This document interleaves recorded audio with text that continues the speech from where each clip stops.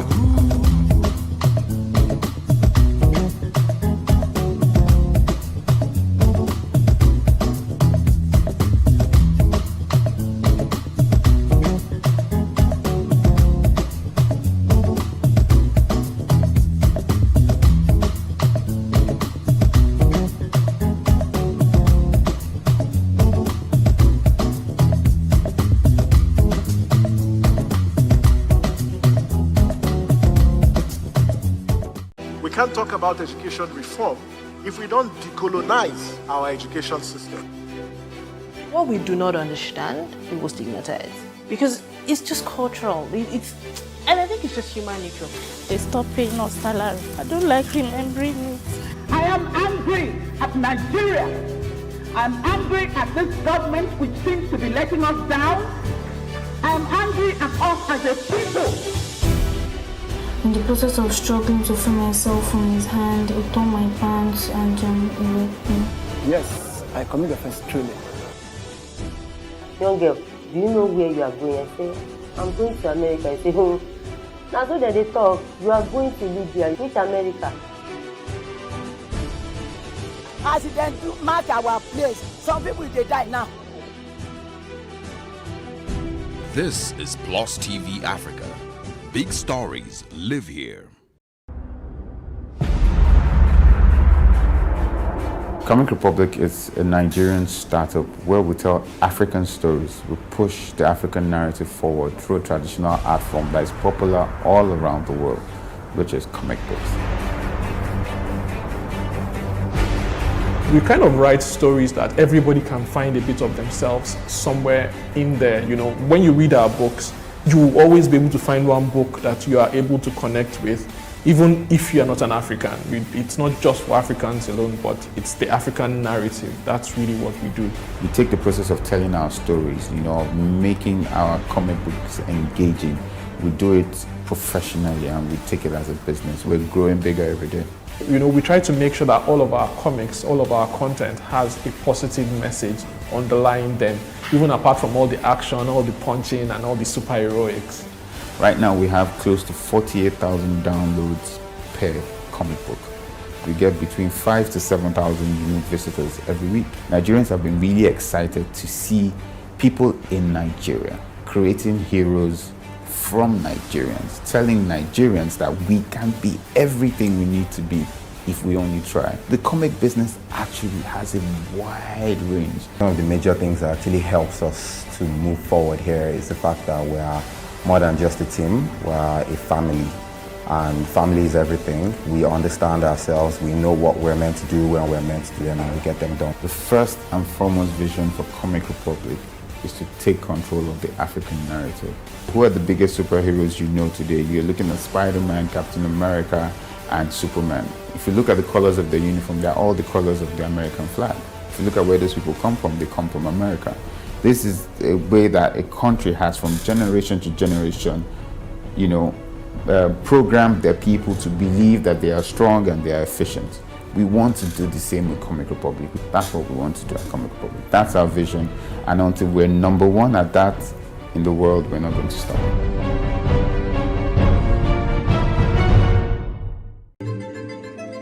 Nigeria, by extension, Africa, is faced with a lot of challenges.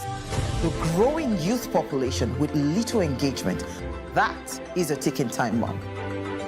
We are a blessed people with diverse culture and highly cerebral minds who have a lot to say. And yes, we are talking. It is important we drive the right conversation that informs, inspires, influences thoughts and action. If we say there's beauty in our diversity, then let us embrace our diverse culture. We must continue to courageously be the voice of transformation as we are the hope for the future. Yesterday's conversations shape today. What are you saying to shape your tomorrow? We know you have a lot to say, and we are here to hear you.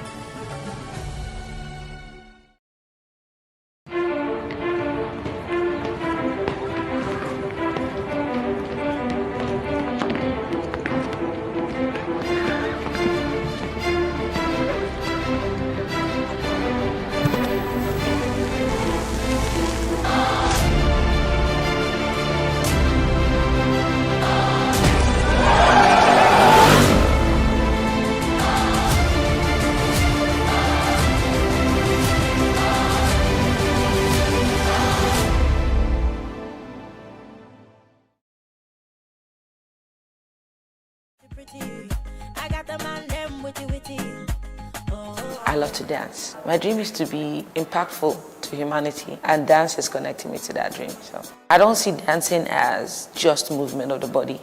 I see dancing as an amazingly powerful tool. Dance is the oldest form of communication. Before we are able to speak, we move first. Dance can speak to us, dance can nurture us, dance can empower us, dance can make us fit and healthy.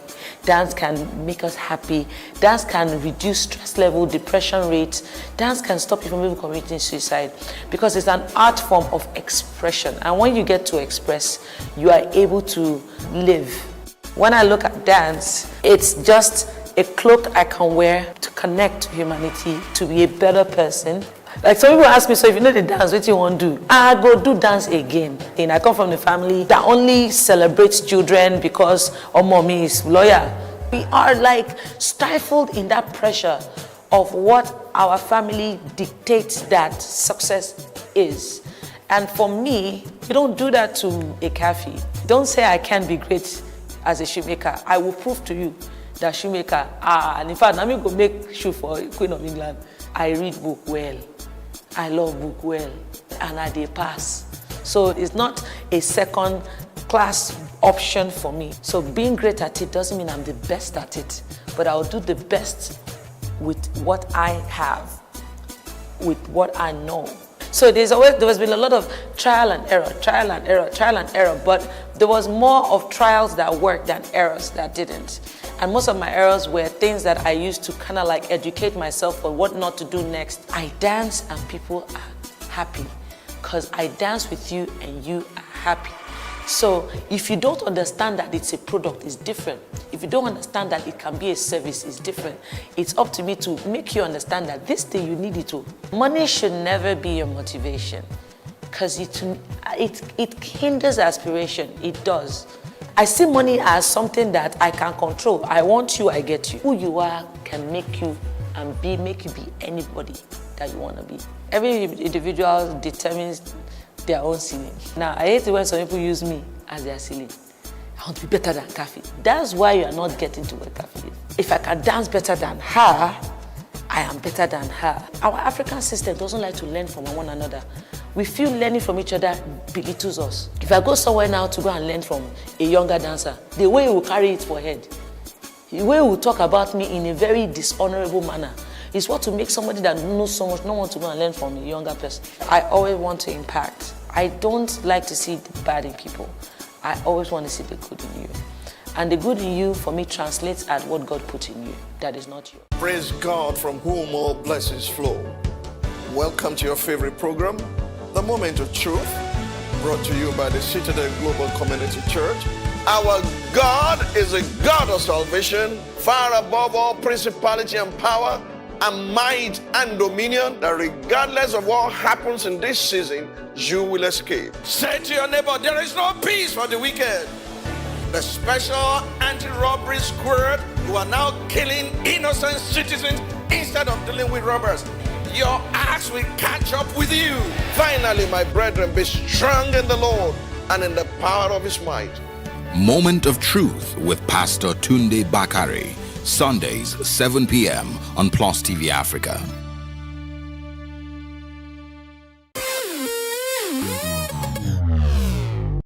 Sometimes when we see celebrities either on social media, television, or in person, we assume they have it all together, but we forget that they are also human.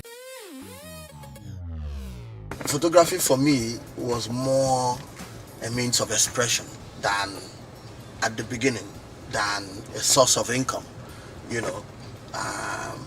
Luckily for me, my fine arts career had picked up, so I was making a living as a painter while developing the passion for photography.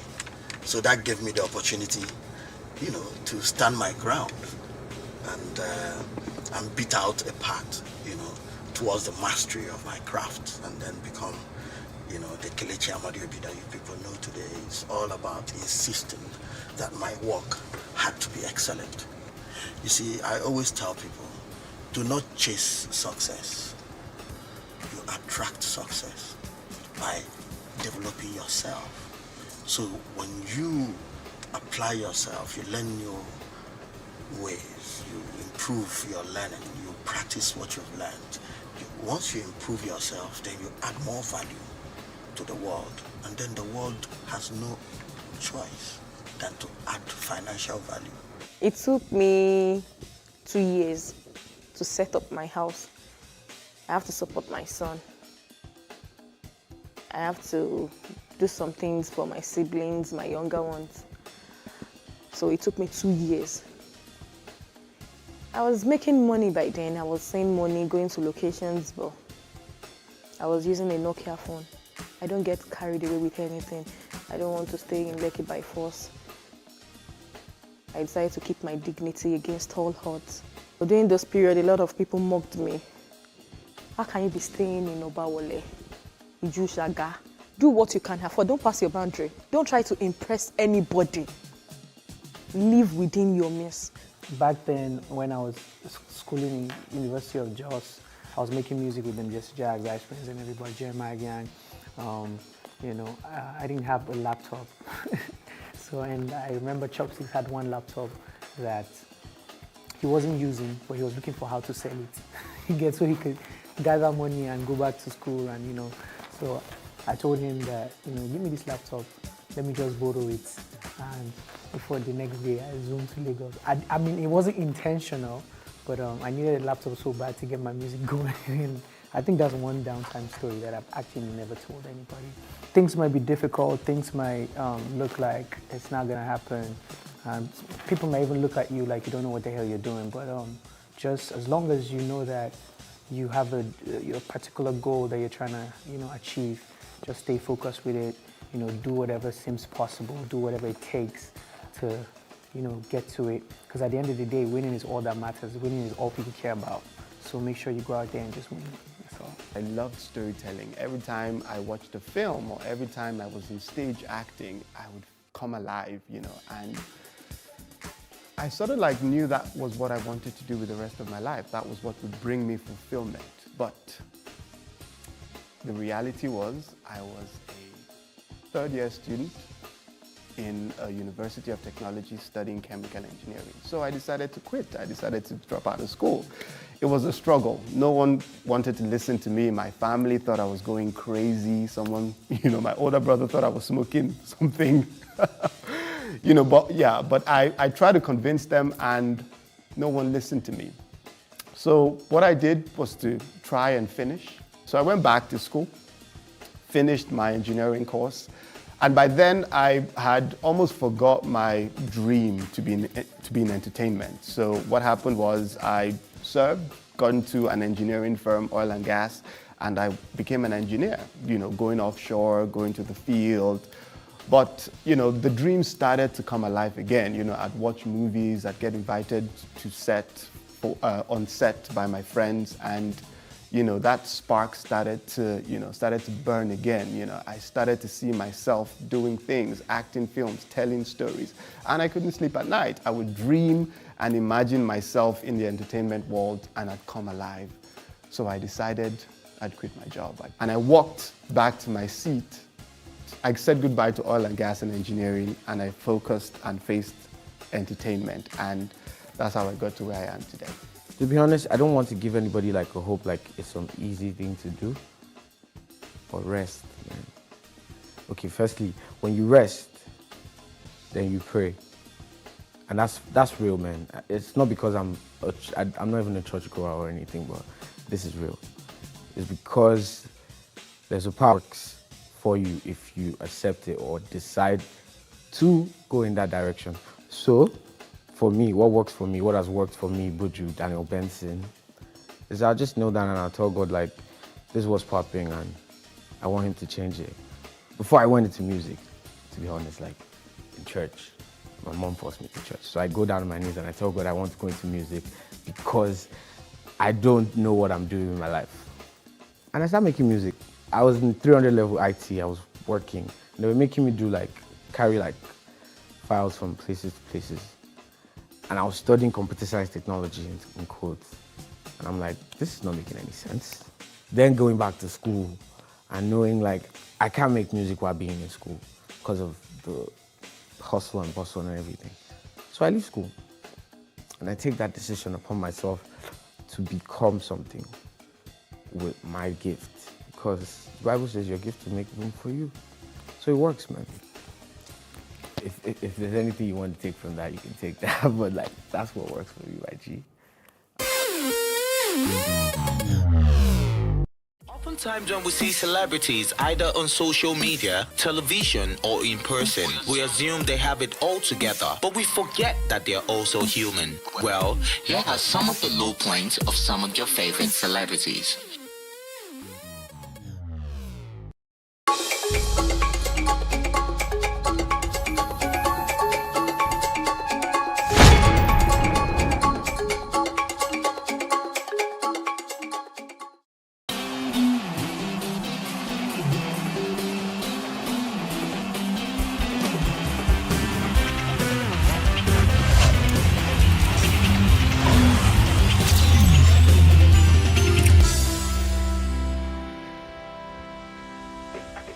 Hello and welcome to Plus Sports and Plus TV Africa. I'm Udoka Njoko, and of course I've got Wale Scott right here, and it promises to be a great show. Wale had to go spend time with his family yesterday, and I'm sure he had enough rest and good food.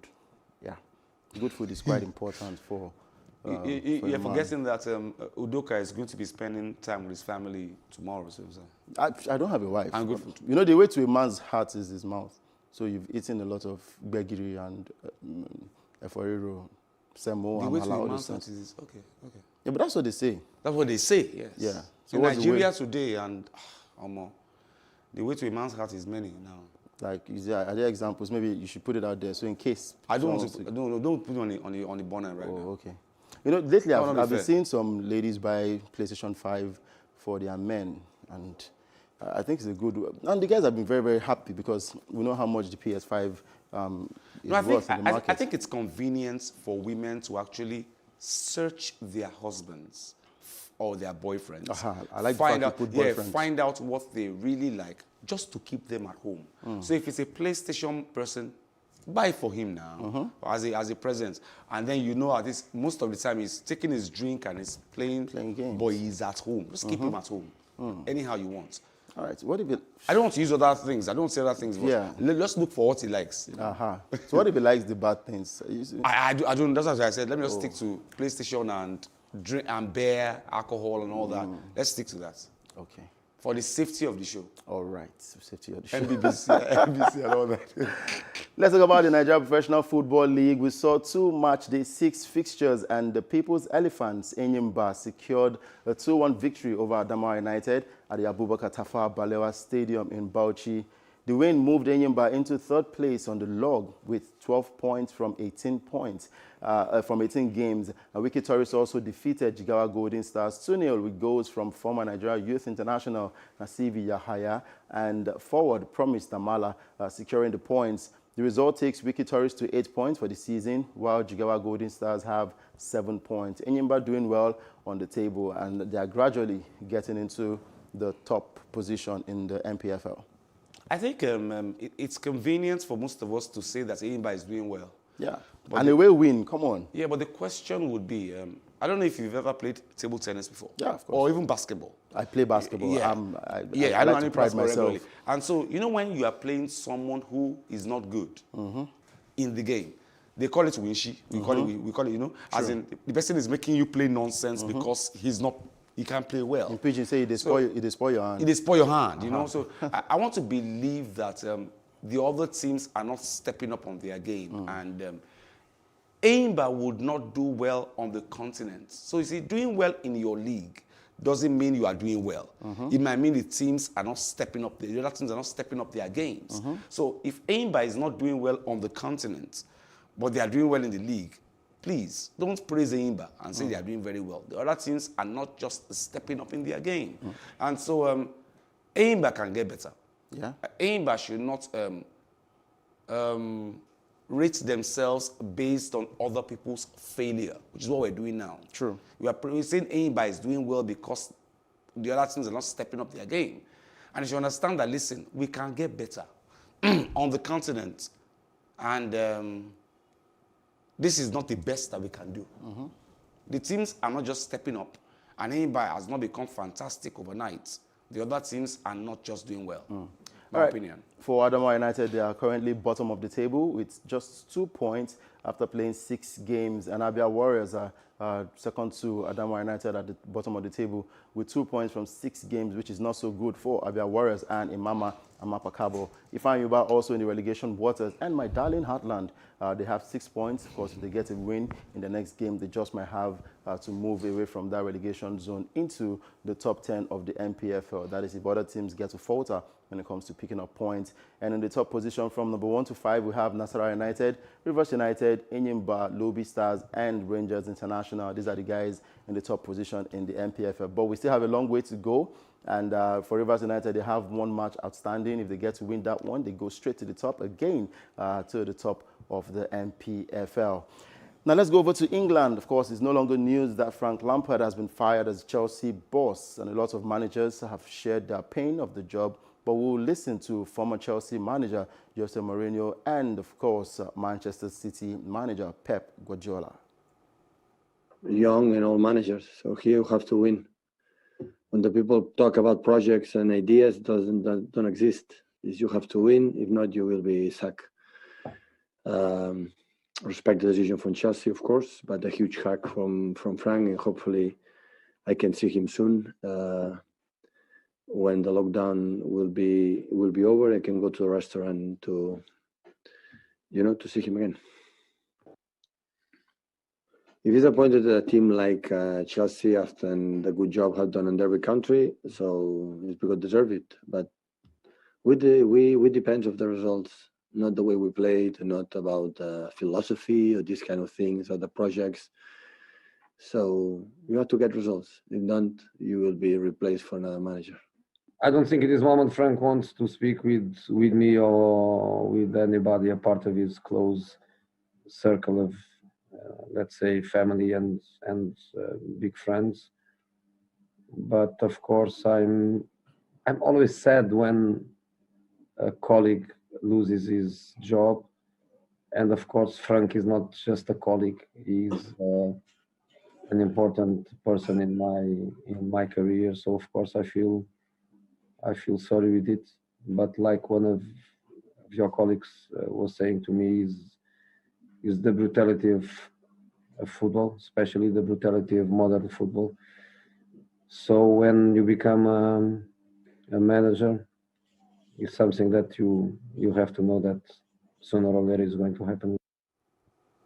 And for Chelsea, they are 9th in the Premier League table and 5 points behind the top 4 with the UEFA Champions League last 16 knockout clash against Atletico Madrid to come next month. Frank Lampard has been fired, and we're hearing that Thomas Tuchel, the former Paris Saint-Germain manager, will take over from Frank Lampard. Total battle rush. But no official announcement. They are only 5 points behind the guys on top. They are still in the Champions League. I think we should, we fans tend to be very impatient. We want to win all the time. It's only normal. And when, I think the only reason why you can, from 1986 to now, to this day, Chelsea have had 15 coaches. When the coach of Manchester United, Ferguson, got there, he lost, for 5 years he was failing. And then look at him after 5 years, he did well. I think we should learn to keep faith with our coaches, really. Mikel Arteta came in.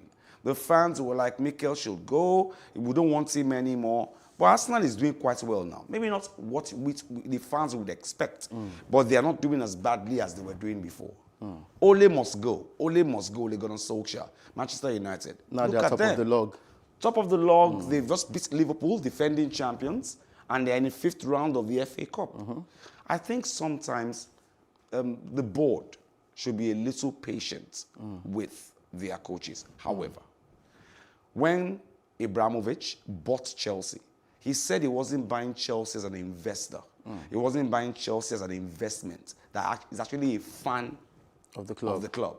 So, like most fans, he's impatient too. That's the unfortunate thing. He's not thinking like a board. He's thinking like a fan who will not have patience. Do you know how many times Man U have changed their name? They were once Newton something one time. They were Busby Babes at a point. Now they're Manchester United. They got Alex Ferguson. He spent 5 years without one trophy. Not even a single chain. And then 5 years after, he started winning things. He became everything. He won the Champions League. He won the English Premier League numerous times. He won the FA Cup. So I still think that I am not one of the people who are of the belief that Lampard, why don't you blame the players? Lampard bought one of the best players in every wing across the world. Timo Werner, Ben Chilwell, Hakim Ziyech. A lot of them. But in as much as you want to blame the players, would also sometimes blame the coach for not being able to manage these players. But we have Jide Ladipo on standby. He's all the way in the UK. And of course, he is not a Chelsea fan, but of course, he's a football fan. And he has a whole lot to say when it comes to the coaching side of the game as well. Good to have you with us, Jide. Good morning. It's a pleasure to be on the show this morning. Yeah, it's been a while. How's your family doing? Family's doing fine. As I'm speaking, the baby's sleeping in my hand, so you can hear some noises. I mean, you just have to do the needful.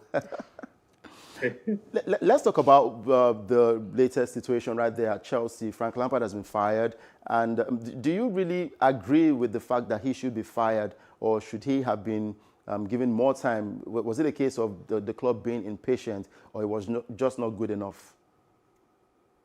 Well, look, there's no straightforward answer to this kind of question. Traditionally, in the football world, there are 3 teams that will fire you if you don't perform: Real Madrid, Barcelona, and Chelsea. Like Wally said earlier, since 1996 or 98, they've changed managers 15 times. Ever since Roman Abramovich took over the club, he's been a no-nonsense club owner. He has made it vividly clear that if you're not performing, that you get fired. In my opinion, I personally think like Frank Lampard was just one step ahead of his time. Personally, haven't really seen anything in his coaching CV for him to think that he's worthy enough to lead Chelsea to the promised land. That job was just too big for him, and inevitably that had to happen. It's sad, when managers lose their jobs, it's not something to be happy about. But at the end of the day, football is a business. I operate in the footballing business as a football intermediary, and I'm privy to some information that happens, in the background. Most club owners always think about what happens if we don't finish in certain parts of the league table. If we don't qualify for certain competitions, where are the revenues? Where's the revenue going to come from? So it's a combination of a lot of things. I wouldn't blame the coach for sacking him, because at the end of the day, I wouldn't blame the club for sacking the coach, because they have to think about their club. But at the same time, it's sad when you see clubs not give coaches enough time. Yeah. Frank Lampard needed enough time, and he didn't get it. True. Now, we're hearing rumors, nothing confirmed from Chelsea yet, that the former Paris Saint-Germain manager, Thomas Tuchel, will be taking over from Frank Lampard. Is this a good choice for Chelsea? Well, historically, if you have to look at what he has achieved, maybe in Borussia Dortmund he did something, but with all the money that they had at PSG, apart from maybe the leagues, it didn't really do much. A club of that magnitude, they've spent so much, you couldn't get them the Champions League. But again, we as analysts, we tend to subscribe to this cognitive bias where we think we know who's going to perform or not. They don't really have a choice because right now, apart from Allegri, there are no other world-class coaches that I believe can fit, into that coaching role in Chelsea. So it's not a bad choice. But personally, I haven't really seen him done much. He's not a legend. You're not bringing in a Mourinho or a Pep. You're just bringing a coach that's probably proved himself at some sort of level, but he's not really done anything to be a world legendary class coach. Well, some Chelsea fans are quite happy that Frank Lampard has been fired, but I still feel like he should have been given more time because look at Ole Gunnar Solskjaer, like Wally rightly mentioned, at some point in the season, the fans were calling for his head, saying he should leave the club. And of course, Arsenal fans were also saying Arteta out, but they've been given a little more time and they are beginning to show signs that they can do well at the club.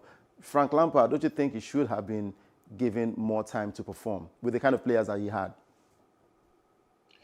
Yeah, I mean, personally, he should have been given enough time to perform, but he had 18 months.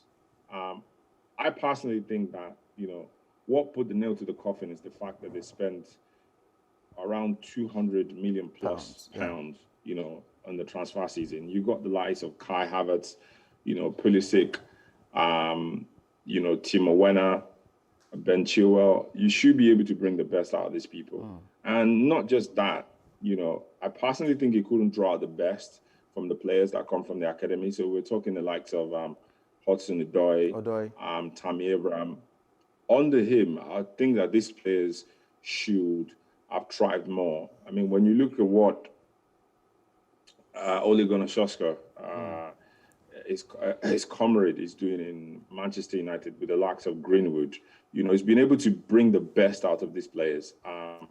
And I personally just think like Ole is technically far more superior than Lampard. He has more experience under his belt. He retired early, so he was able to go into coaching. We saw what he did in Norway. Coming back to Manchester United, a club where, he built some kind of legendary status for himself when he was a player. It was easy for him to fit in. For Frank Lampard, I just personally think that, he came in quite early into a role that was larger than him. GD, I'm sorry to giving him enough time, but football is football. It is what it is, GD, I'm sorry to say this. Yeah. I'm a very big Manchester United fan, but I want to disagree with you when you say Lampard is a little bit lower than Ole Gunnar Solskjaer. Don't forget, in gist that we have is that Ole Gunnar Solskjaer has always worked with Ferguson, has always been behind the scenes. He's got Michael Carrick, former teammates. I don't think Lampard has the kind of luxury that Solskjaer has. Solskjaer still has Ferguson somewhere in the shadows, still telling him what to do and how to go about it. Lampard doesn't have that luxury. Really. My opinion, though. Yeah. So my take on that is this, in football, you can't have excuses and results. You can either have one or the other. If you have excuses, you get fired. If you have results, you stay in the job. How you get your results, nobody really cares. Is he getting some kind of mentorship? I'm talking about Ole in the background. I don't know. But the thing is, Alex Ferguson is not the one sitting on the coaching role. It's Ole doing it. So someone can tell you how to pass an exam. If you still don't apply your technical aptitude, you're going to fail. So all this is just excuses. I'm sure that Frank Lampard has got mentors in the industry as well. So I'm not sure he's picking up the phone and calling the likes of Jose Mario because they're rivals at the moment. So, at the end of the day, I get where you're coming from, but nobody really cares how you get your results. You get your results, you're good. You don't get it, you get fired. So it's just an unfortunate incident. I personally didn't want to see him get fired, but I said it in the beginning when he got the job that I felt like this was just one job that was far too early for him, and he went one step ahead of his time here. All right. Thank you very much, Jide, for speaking with us this morning. Always a pleasure. It's a pleasure. All right. All right, keep safe out there, and of course, regards to your family. Now, running straight to the games that will be going down later today, talking about the English Premier League, we have Crystal Palace versus West Ham United. There's Newcastle United versus Leeds United. Southampton, again, will be taking on Arsenal. Remember, Southampton knocked Arsenal out of the FA Cup. And of course, West Bromwich Albion will be up against Manchester City. We would love to see what Sam Allardyce will bring up against the Manchester City side. Now, going over to basketball, in April 13, 2016, Kobe Bryant played his final NBA game at the age of 37, having scored 60 points. On the 26th of January 2020, the Black Mamba, as he is fondly called, passed away alongside his daughter, Gianna, and 8 others in a tragic helicopter accident, almost 4 years since his emotional farewell at the Staples Center. Now, take a look back at some of Kobe Bryant's career highlights on the 1-year anniversary of the NBA great's tragic death. Such a long journey, so many ups and downs, and so many sacrifices for my family and me working hard.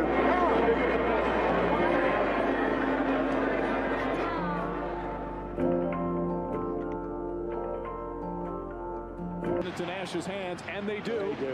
Ball knocked away, stolen by Parker. Oh, there it is. Here comes George to Kobe Bryant. Bryant inside, it's good, it's good. Tie game. Parker knocked that ball loose, and this is a miraculous shot. Walton can tip it. Bryant with the save. Oh, you got to get a shot here. Final seconds. Bryant for the win. Bang!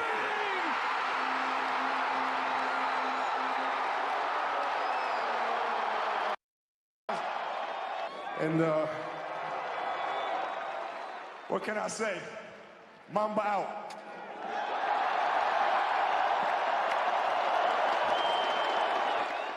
Yes, Mamba out, died on 26th of January 2020. I would say may his soul rest in peace. And of course, his wife, Vanessa Bryant, and the Bryant family requested that the NBA shouldn't bring up Kobe Bryant's passing in the form of tributes. And today, the 26th of January, marks the 1-year anniversary of perhaps the most sorrowful day in American sports history, the passing of the Lakers and NBA great Kobe Bryant. We have Femi Adefeso on standby, and he's a huge Kobe Bryant fan, and he's joining us this morning. Good to have you with us, Femi. Thank you for having me, Udoka. Yes, thank you very much. You're right about that. Huge Kobe Bryant fan these days. And it's just sad that it's 1 year recognizing his passing. Like, it's hard to even still believe he's no longer with us here. Yeah, true. Femi, can I ask you a personal question, Femi? What basketballer could you put in Kobe Bryant's level at this point? We have Adetokunbo, Gian, and the rest of them. Which basketballer could you say, okay, good, he's on Kobe's level at the point he will get there, you know? Okay, that is growing towards there, or that towards is there, that's all now. It's hard to pick. I think the only person I can see right now is LeBron, to be honest. Because I tell people this very, very, without missing words, that the closest thing to Michael Jordan is Kobe Bryant. And LeBron is on another level. It's just like calling Steph Curry when it comes to shooting. He's on another level.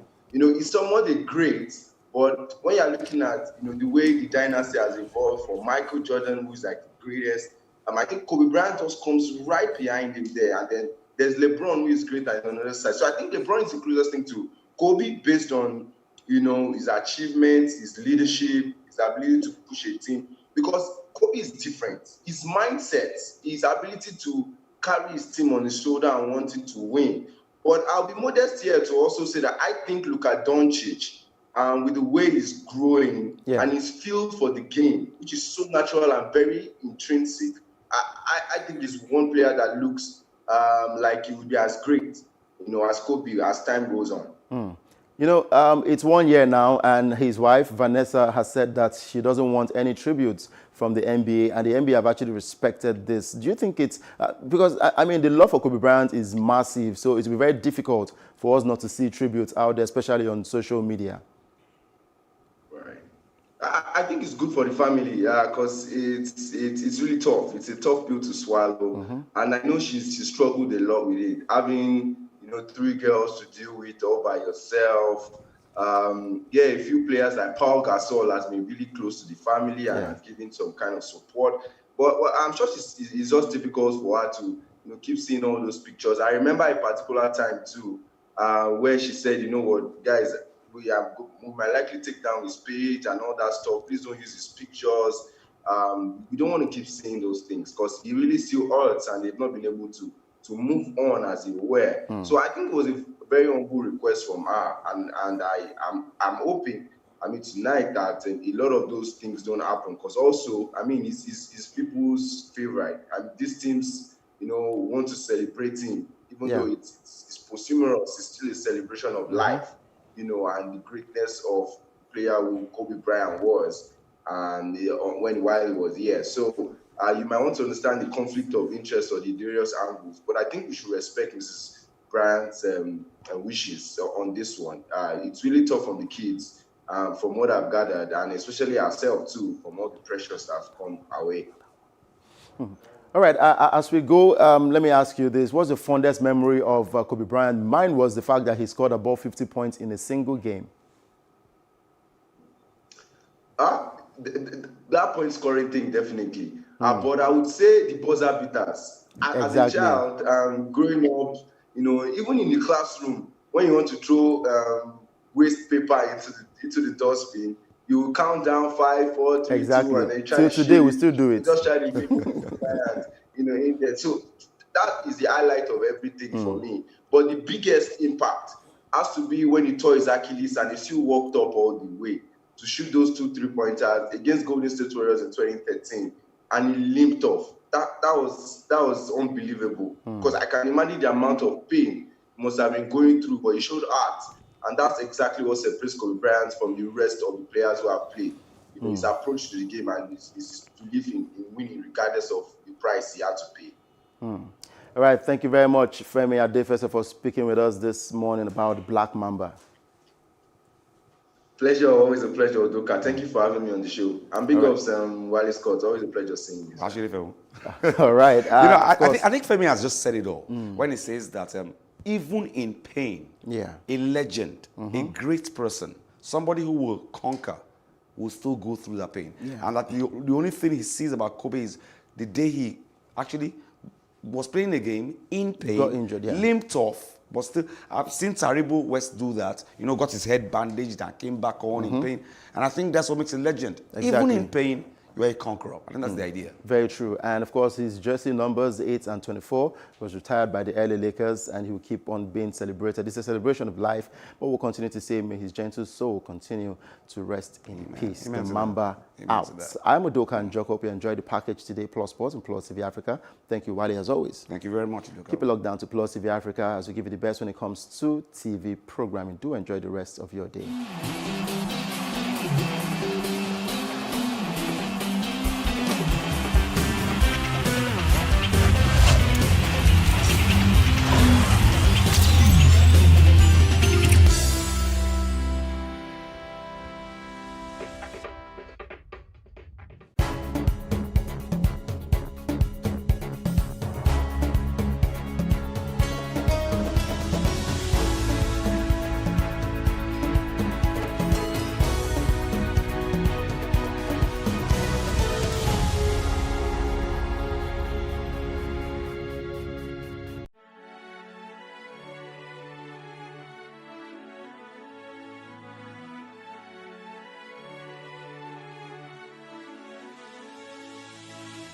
It is engagement we need to have. Those who suffer miscarriages are never taken into account. Members of the National Assembly are also influence peddlers. You are sitting on Nigerians' money. From the barbing, I pay my rent. On the barbing, I send my children to school. A consultative engagement. No any tangible notification before they ban us. It's one thing for people to be at your back and the heat of the moment, and another thing for them to still be with you when push comes to shove. I will do everything to take Lagos out of the national grid.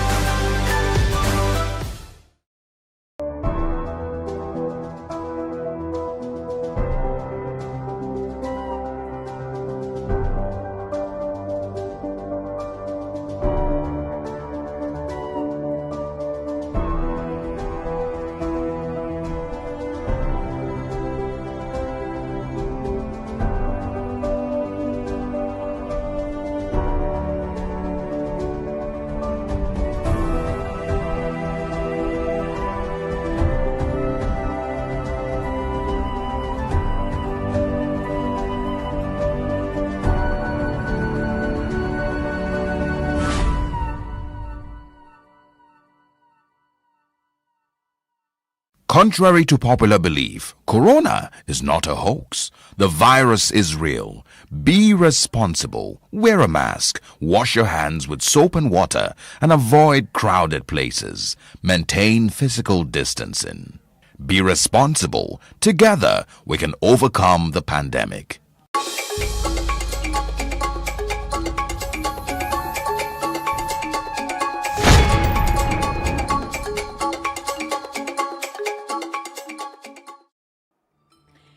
Finally, President Buhari hits the call for the sack of service chiefs and restructure and save Nigeria from being a failed state, says former Vice President Atiku Abubakar. This is Plus Politics, and I am Mary Ann Okoro.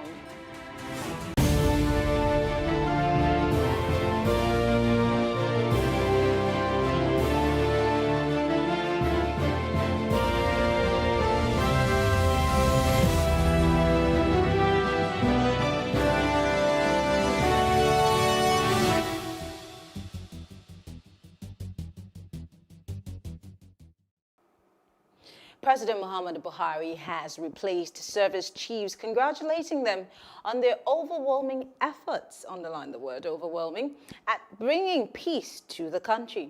The new service chiefs are Major General Leo Irabo, Chief of Defense Staff, Major General I. Atahiru, Chief of Army Staff, Rear Admiral A.Z. Gambo, Chief of Naval Staff, and Air Vice Marshal I.O. Amao, Chief of Air Staff. And joining us to have this conversation on security matters are former Air Vice Marshal Femi Badebo and public affairs analyst Bestman Jumbo Nze. Thank you, gentlemen, for joining us, and good evening. Thank you. Good evening.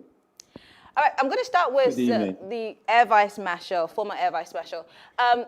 Nigerians, in fact, before we had this conversation, what we were going to talk about was the call by Northern Elders Forum to Mr. President to deal with the insecurity in the country. And of course, they mentioned the sacking of service chiefs. And then a few minutes down the line, the president has decided to change these service chiefs.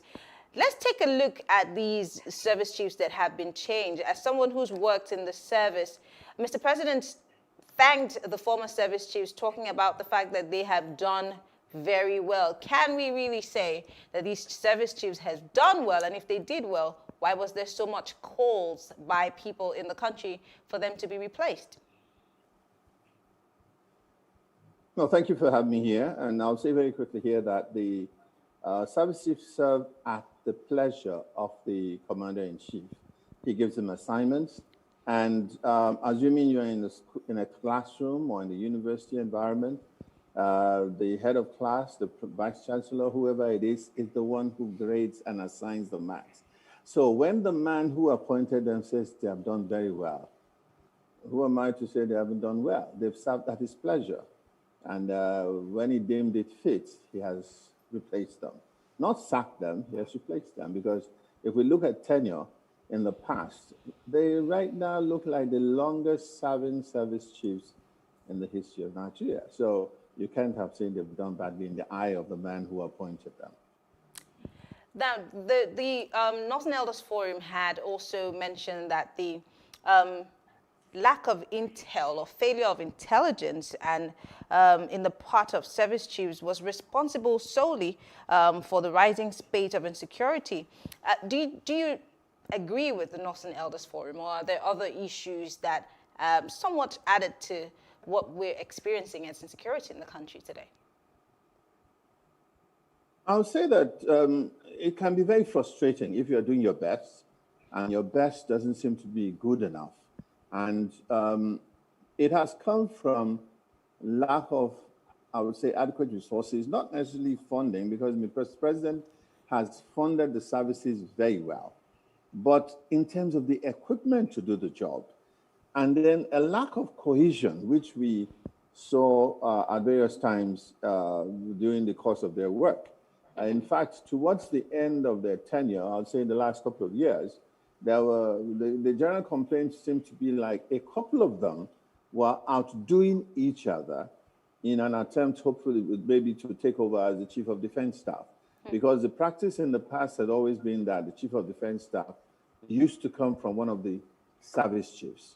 But as it is now, and as I can see, you still have the wrong name for the Air Marshal, for the Air Force, which is Amao, not Alao. Please, if you can correct that, and so on. So you find that people, it can be very frustrating. And then, mixing military operations with politics is something that is very, very difficult to play with. Because as you can see, during the case of the Kankara Boys release, while the army was trying to put up one show, we found two governors, Katsina and Zamfara, trying to outdo each other as to who really secured the release of these boys. At the end of the day, it was a military operation. And yes, certain things could have been done, but then it also showed you a situation where people are not working together.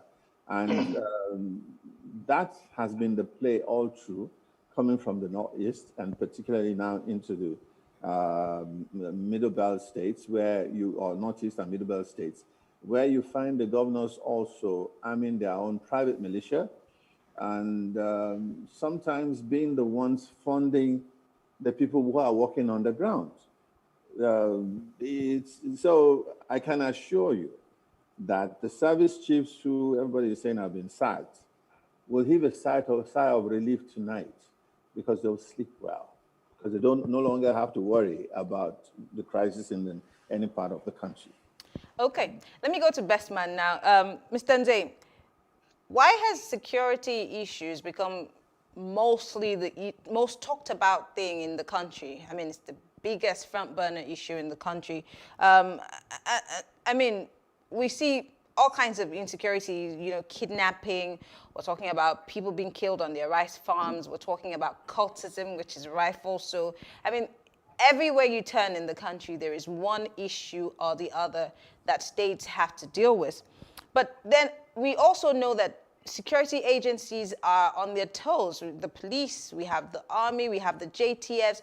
Do you think that maybe the reason why the issue of insecurity seems to be so alarming is because maybe these people are overstretched? Do you think that there's overstretched, especially for the army and police officers? Thank you very much. Once more, thank you for having me. It's a natural thing to say that the preservation of lives and property is the number one duty or function of a government. So, and the instinct of self-preservation is also the number one instinct in man. So automatically, when life is threatened, it's going to be on the front burner. When life is threatened, nothing else matters, because once there is life, even if you are hungry, there's still hope for a better tomorrow. So automatically, the issue of security must always be in the front burner of any discourse. So I'm not surprised that it has taken the front burner. Yeah, whether they are overstretched or not, unfortunately, we find ourselves in the situation that we are now. Probably because of the things we failed to do in the past, probably because of the things we did and we didn't do well. So the whole thing escalated, and right now we're in dire straits as a people and as a country. So of course, the security, the armed forces, the security institutions, and everybody that is involved with one security architecture or the other would definitely be overstretched. I will agree with you right now.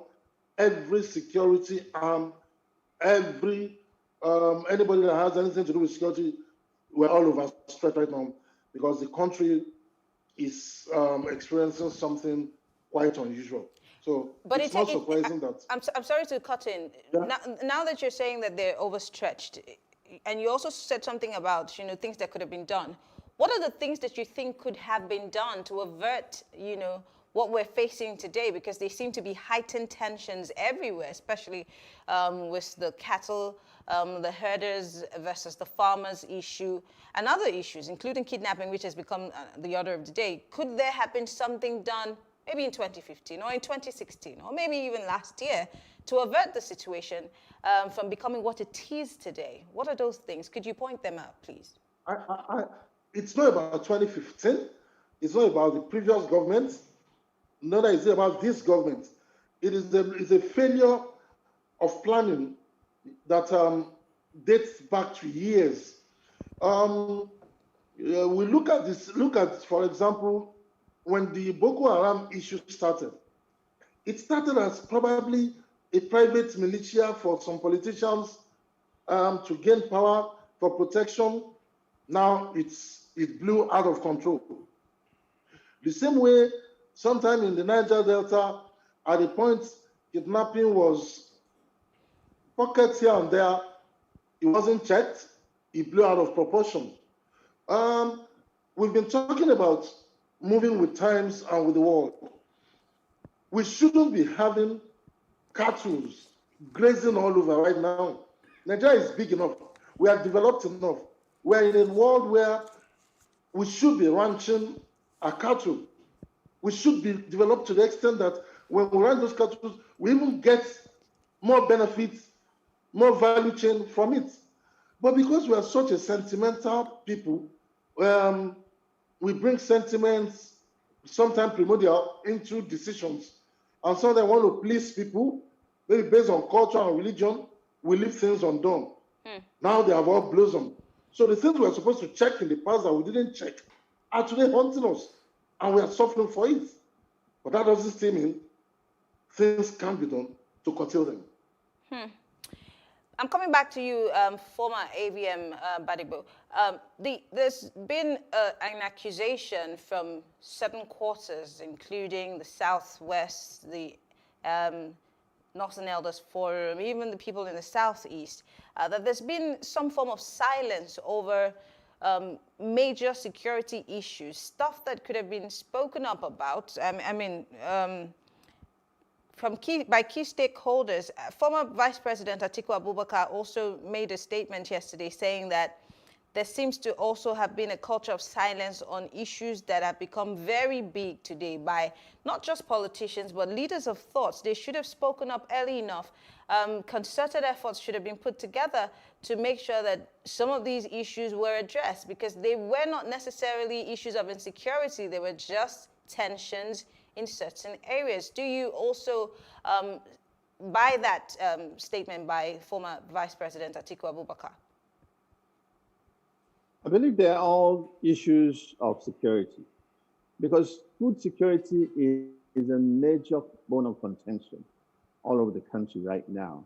We find that when people can't go to farm in the north, it's affecting the production of beans. When they can now go to farm in the south, it's affecting the production of cassava, yams, and other staples. And so if we're not careful, towards the end of 2021, we're going to be seeing a very serious issue of problem of school starting. Now, when it comes to the issue of, I'm sure we're talking about cattle here. Again, what a lot of people don't seem to understand is that cattle is a very interesting form of investment for those who understand. Because, I mean, how much money do you, how much interest do you get in the bank when you put your money in the bank lately? So what has been happening is that a lot of people, a lot of the cattle that we have in the South, that are resident in the South, are actually owned by big businessmen in the South. Even though they are being tended by Fulani men, the Fulani have a lifestyle of living with cattle, of taking care of cattle. And from what I used to know in the past, when I served in Yola and some other parts of the North, is that you could actually give a certain number of cattle to a cattle area, and you don't pay him. He makes his money off the younglings that are born, and takes maybe one for every 3 or 4 that's born. So after a couple of years, your number of cattle have increased tremendously, and he's got a few that are his. And then when you sell, it is when you sell, you actually know how much you have. So people keep investments in cattle. And it's because they don't want to pay the normal cost of ranching and all, that even people in the South are not coming out to speak about it. Another issue I'd like to point out here is that our people in the South are not interested in the military. And so virtually every person you find from the South in the military is someone who has gone out on his own for recruitment and has served his time and is in retirement and is still not recognized by the people in the South. Whereas in the North, I mean, they know the youngest man who is getting into the military from their local government of their community, and they follow his progress, and they are the ones who actually sometimes fight for him to get appointment like service chief and all that. So by the time somebody from the South is in that kind of capacity, he has no political person to fall back on. And if he makes the wrong move, he's all on his own. This is the reason why when it now comes to dealing with tension, the only people that the politicians in the South can go to are the former boys that they use, you know, to do all their dirty work during the campaigns and the politicking and so on, quote unquote, called thugs. Yeah, some of these thugs quickly move up the line, become very comfortable and all, but how much capacity do they have for training, for understanding issues at a major level? And you have retired military personnel, officers and men just lying idle all over the place. So this is the problem of the South. The South has to begin to identify people who have the relevant training to do certain things and use them so that we can be sure that we're getting the right kind of reports on the wrong. Interesting. Let's talk about insecurity generally across Africa. I have been talking to certain people in different parts of the continent, and there is also a reoccurring denominator, which is insecurity, and they come in different shapes and forms. Recently, in the African sub-region, the ECOWAS has called for member states to pay up their commitments. I'm talking about monies that can fund the fight against insurgency and insecurity, being that we, Nigeria, are on this table and we are also suffering from the insecurity either in the northeast or in the southwest. Do you think that maybe this can help us deal with at least some form of insecurity, partnering with ECOWAS? Because Mr. Bestman has also said that, yes, it's actually true that our forces are stretched, whether it's the JTF, the police, the soldiers. Do we need help from the ECOWAS in dealing with our situation? Or does the security situation in Nigeria need a Nigerian solution and a Nigerian consensus to deal with it? This question is for you, Mr. Bestman.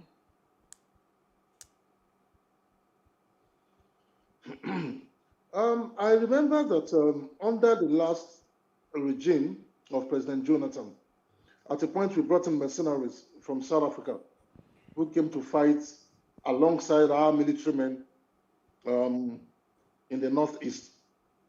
And we recorded a level of success, which I believe probably if we had sustained, maybe we would have done better or done more. I also expect, because the Maghreb region, of course, from Libya, Mali, all those other countries with high level of violence, have also encroached into our territory there. So whether we like it or not, we need a form of help. Now, where the help comes from is what I don't know. I talked about the mercenaries. The mercenaries came and they did a good job. I don't want to go into the politics of why they were stopped, but we need help. One of the help I recommend is unfortunate that we are facing this level of crisis and insecurity, and I've not heard of mass recruitment into the army. I've not heard of mass recruitment into the police. Neither have I heard of mass recruitment into the Air Force and the Navy. But there have been several recruitments under the Buhari administration for the police. We've had 6,000, if not more, over time for the police. I don't know about the army, but the police recruitments have been ongoing. We had, I think, one in 2018 or 2019, if I'm not mistaken. It is not massive enough. Did you say it's not massive enough? When we look at, okay, it is not, because, okay, I don't expect us to deploy the military to check kidnapping. I expect us to massively recruit men into the police, deploy some of them into the forest reserves, deploy them on the streets, and those very volatile areas, like the Kaduna-Abuja road, for example. If we have massive deployment of police there, of course, with technology, we would have done a bit better. I think with the situation on ground, we need more recruitment into the armed forces and into the police. And if we deem it necessary or enough, we can still bring in some mercenaries from other countries who have probably better experience in handling the insurgencies that we are facing right now. Talking more about policing, is it really about just employing more police officers, or is it about the welfare of these police officers? Don't forget, October 20 of 2020 is still very fresh in the minds of people. There is not just the issue of getting policemen recruited into the police force. How are these people recruited? What is the welfare situation of these policemen? Which average Nigerian would want to be a police officer? Is that something that people would want to get into today? We have to face the realities of these things. So if we say we want to do a mass recruitment, what is the mindset of the person who wants to be a police officer? Are they going to be able to do the job of policing? What processes are they going through so that they can actually carry out the job of policing well? Do we have what it takes to recruit massively people into the police force right now? And can we take care of these men so that they can do their jobs duly or diligently? Now, I said this to you.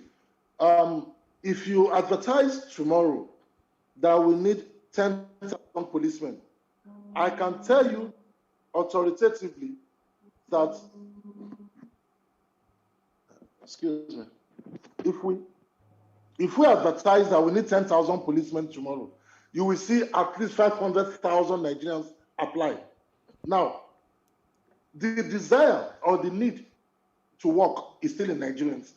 I agree with you. The government should now take care of its own side, boost the morale. We must boost morale.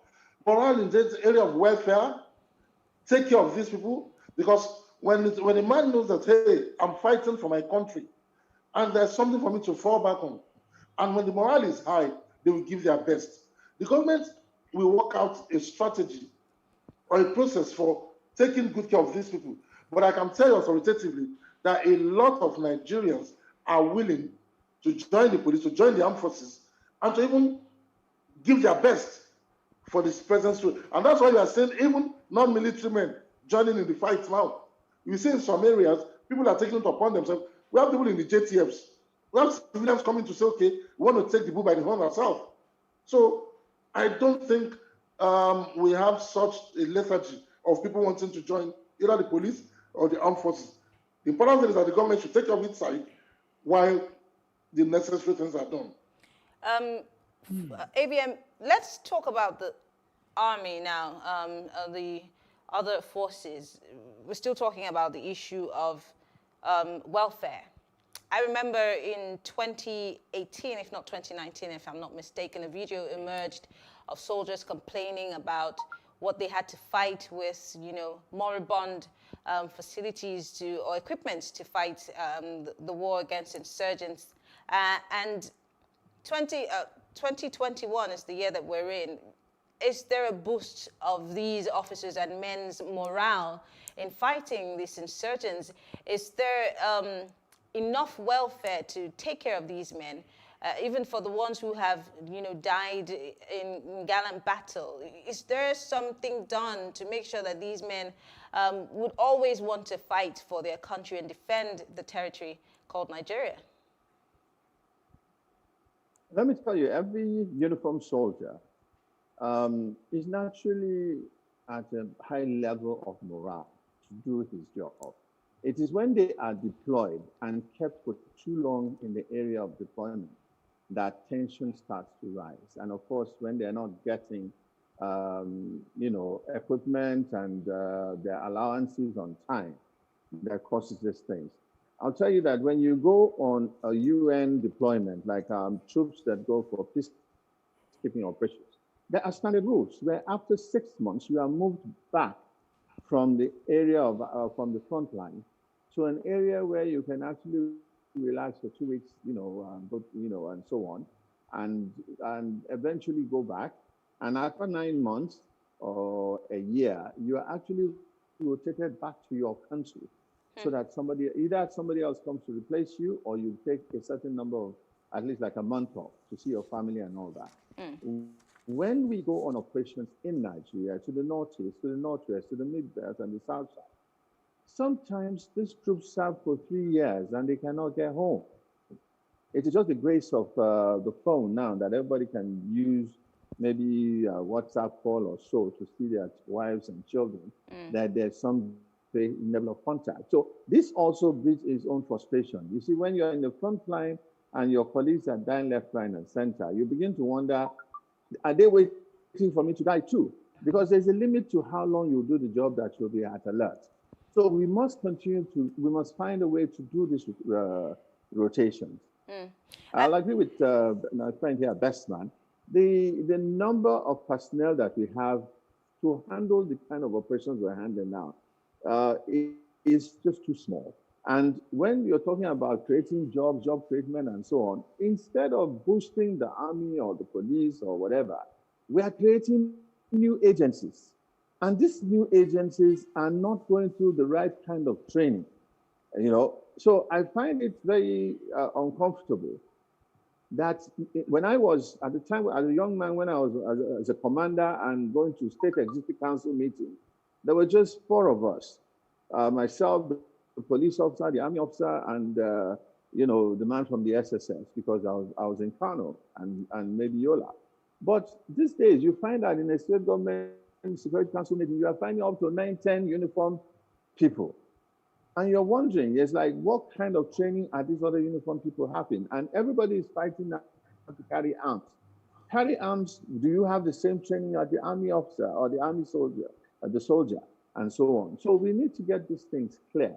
Like Bestman said, get enough policemen, and we're talking of well more than 200,000 policemen compared to what we have in Nigeria now to do the work. Can the country afford that? If we get our acts right, the forest rangers will be trained and armed to do the job in the forest. Our forest rangers are not armed and are not trained to take on the cattle militias that are there.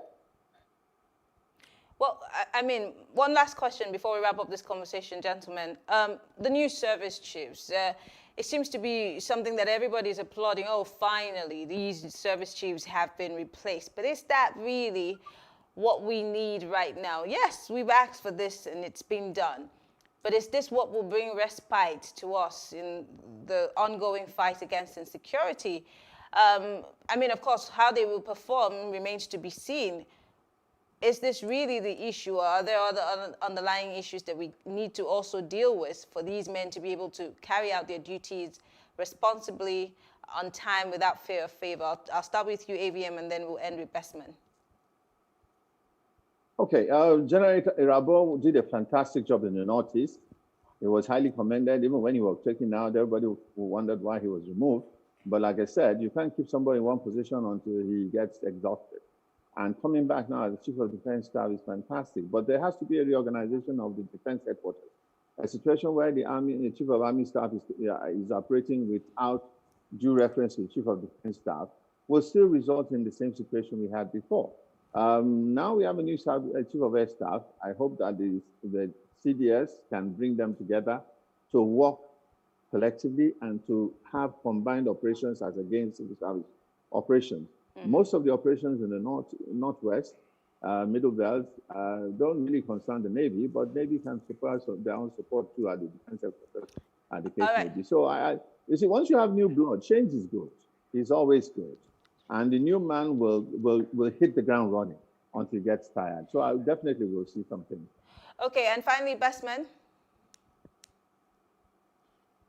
Well, the change of personnel alone will not do the job. In 2019, President Buhari signed a joint security strategy where it was recommended that it's not just the armed forces now, a synergy, even among the civilian people, among anybody who has something to contribute to security. So if you change personnel and we don't change process, we don't change our thought process, we don't change our work process, and we don't change our attitude, we still end up with the same result. I think we should visit that document by the president, which gives a synergy and a joint operation for the prosecution of these wars. I think that's the way to go. Well, thank you very much, gentlemen. Former AVM Femi Badebo and, of course, Bestman Nze, both for being part of this conversation. We appreciate it. Thank you so much. Thank you.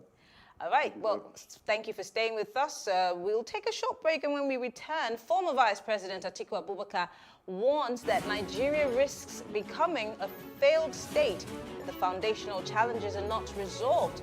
But we'll talk about this and more when we come back after the break. Stay with us.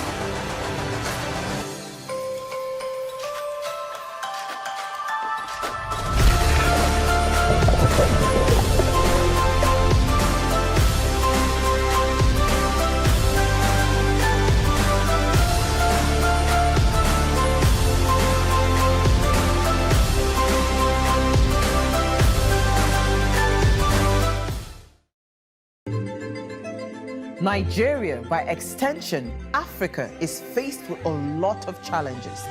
The growing youth population with little engagement, that is a ticking time bomb. We are a blessed people with diverse culture and highly cerebral minds who have a lot to say. And yes, we are talking. It is important we drive the right conversation that informs, inspires, influences thoughts and action. If we say there's beauty in our diversity, then let us embrace our diverse culture.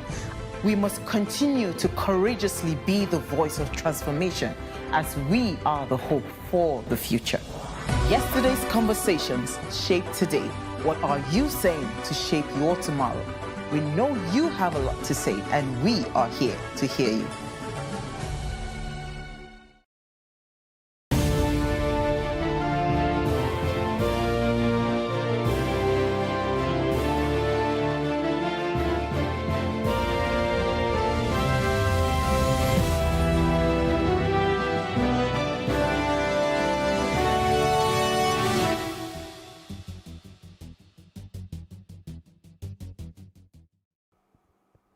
Former Vice President Atiku Abubakar has cautioned the government against ignoring the growing calls for restructuring, saying that doing so could lead to the fulfillment of recent predictions that Nigeria could soon become a failed state. He said, and I quote, "Nigeria has foundational issues which we have to resolve. Until we resolve those issues, our nation may not fulfill its potential of being the beacon of light for the black race, even if we have the most righteous people at the helm." End of quote. Now, I'm being joined to have this conversation by Dikbo Olayoku. He's a journalist and, of course, legal practitioner Ayo Ademiluyi. Gentlemen, thank you very much for joining us. It's a pleasure to be here. All right. Good evening, viewers. Good evening. All right. So I'm going to start with you, Mr. Dikbo, because you are a journalist and you've practiced for so many years. You've probably seen a lot more than we all have seen when it comes to the issue of Nigeria. There have been several renewed calls over and over again for restructuring in the country. I mean, for example, heading up to the 2015 elections, it became a word that people threw around, you know, politicians mostly. But before then, we had the National Confab in 2014. That was under the Goodluck Jonathan administration, which was boycotted by the APC, by the way. Again, sometime in 2018, there was a report by the APC, a committee that was set up to put together a report on restructuring. All of these things have been dumped somewhere, and they're all stacking up dust. So really, what does restructuring mean when politicians throw it around? What exactly are they telling us? Yes, thank you very much. Restructuring to Nigerian politicians is like a campaign slogan. Nigerian politicians use it as a means of attracting attention, especially when elections are coming. The shout about restructuring did not even start around that 2014. It started right from the military era. And some people use it as a campaign tool. You see, it is very, very unfortunate that people in government, especially people in government, they seem to lose touch with the people they are governing. But the point and the reason is not far-fetched. I think the reason is even the people that are being governed, we don't know what we want. I remembered that there was a general Chief Olusegun Obasanjo confab even before the Jonathan Conference of 2014. This issue cropped up, and even before then. You see, but I think where the problem lies is, are we singing the same tune on the issue of restructuring? How do I mean? If you have 15 people in this room today talking about restructuring, you will have different 15 perspectives to restructuring. That is the irony of the situation. And we at least have a unified voice that we can say, okay, this is exactly where we are going. And this is how to go about it. But like I said at the beginning, restructuring is like a campaign tool in the mouth of a Nigerian politician. Maybe before Mr. Ayoade Miluyi comes in, is it not an irony that an Atiku Abubakar, a vice president for 8 years, never saw the reason for any restructuring when they were in office? But because Nigerians, it has become the campaign slogan now, everybody is now joining the train, restructuring. Ask them what they mean by restructuring, then you will be having different songs from them. Interesting. Ayo, I'm going to come to you with this. Like he's already asked my second question, because there are people who say that politicians, throw around restructuring just because of what they want or what they're after. And then there are also people who say that restructuring means different things to different people. But for you as a Nigerian who has watched, governments come and go, what does restructuring mean to you? And really, how and where do we start in restructuring Nigeria? Thank you very much. In reality, I want to agree with the school of thought that the Nigerian politicians use the term restructuring for all kinds of purposes. And the Nigerian masses too must define exactly what kind of restructuring that they want. For instance, as far back as 1947, Chief Awolowo, during the 1947 Constitutional Conference, said Nigeria is just a mere geographical expression. And he was trying to refer to the amalgamation that occurred in 1914, which was purely for British capitalist interests.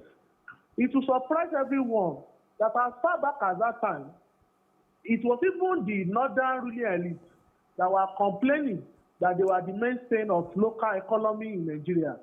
Just the same way Nigeria Delta elites are complaining today. So you see also that we have a continuum. In 1922, you have the Willings Commission that took care of minority agitations. So for the history of Nigeria, since 1914 to today, it has been a trajectory of sorrow, tears, and blood. Because the country in itself is merely a geographical conjugation to act as the safe landing or for Anglo-Saxon interest. You discover that Nigeria is surrounded by many francophone countries.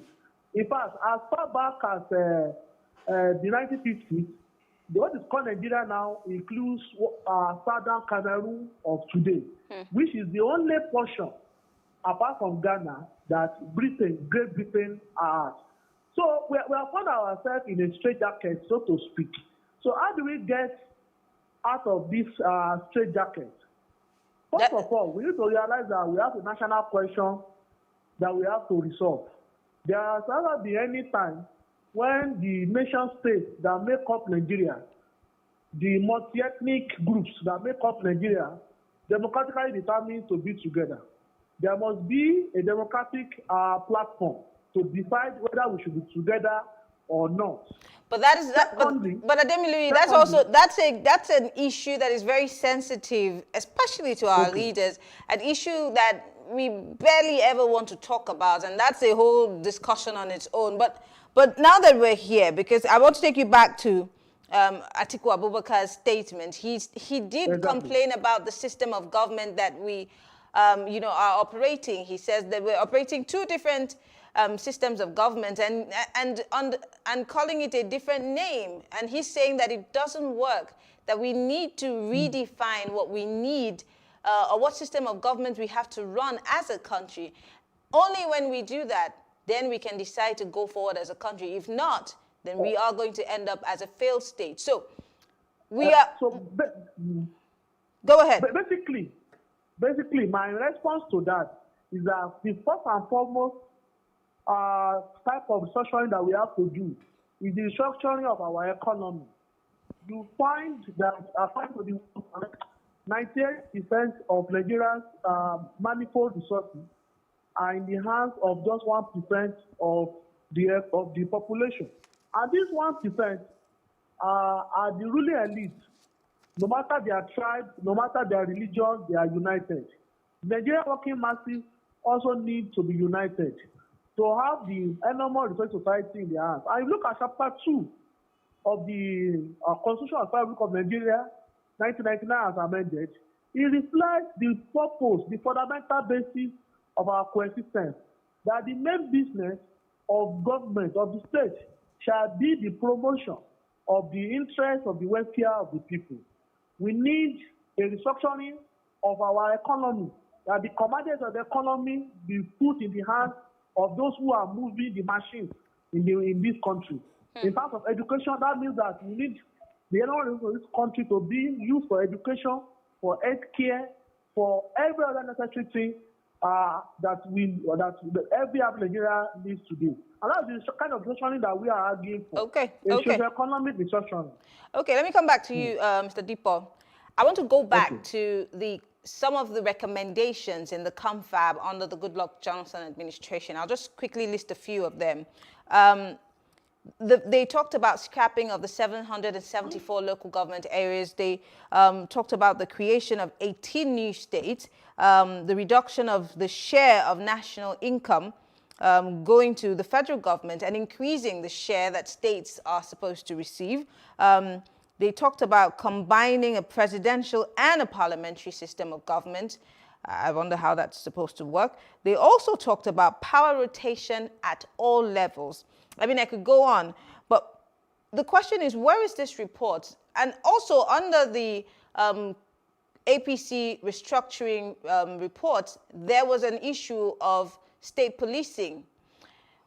Is there anything in all of these conferences that we could have taken to help restructure our country instead of just wasting monies and having people sit in rooms and monies exchange hands, and then at the end of the day, these things gather dust? Can we go back to look at some of the recommendations of these so-called confabs or national conferences or committees that have raised blueprints? Can we pick and choose some of the things that were resolved in those meetings to help us go forward? Yes, there's an important aspect which we need to put forward, that many of these recommendations require what we call constitutional amendments. As we are today, Nigeria is operating under a constitution that is said to be the ground norm that guides all our activities of both the governed and those in government. So many of these recommendations require constitutional amendments. That is why the President, Muhammadu Buhari, set up a committee under the former Senate President, Chief Nnamani,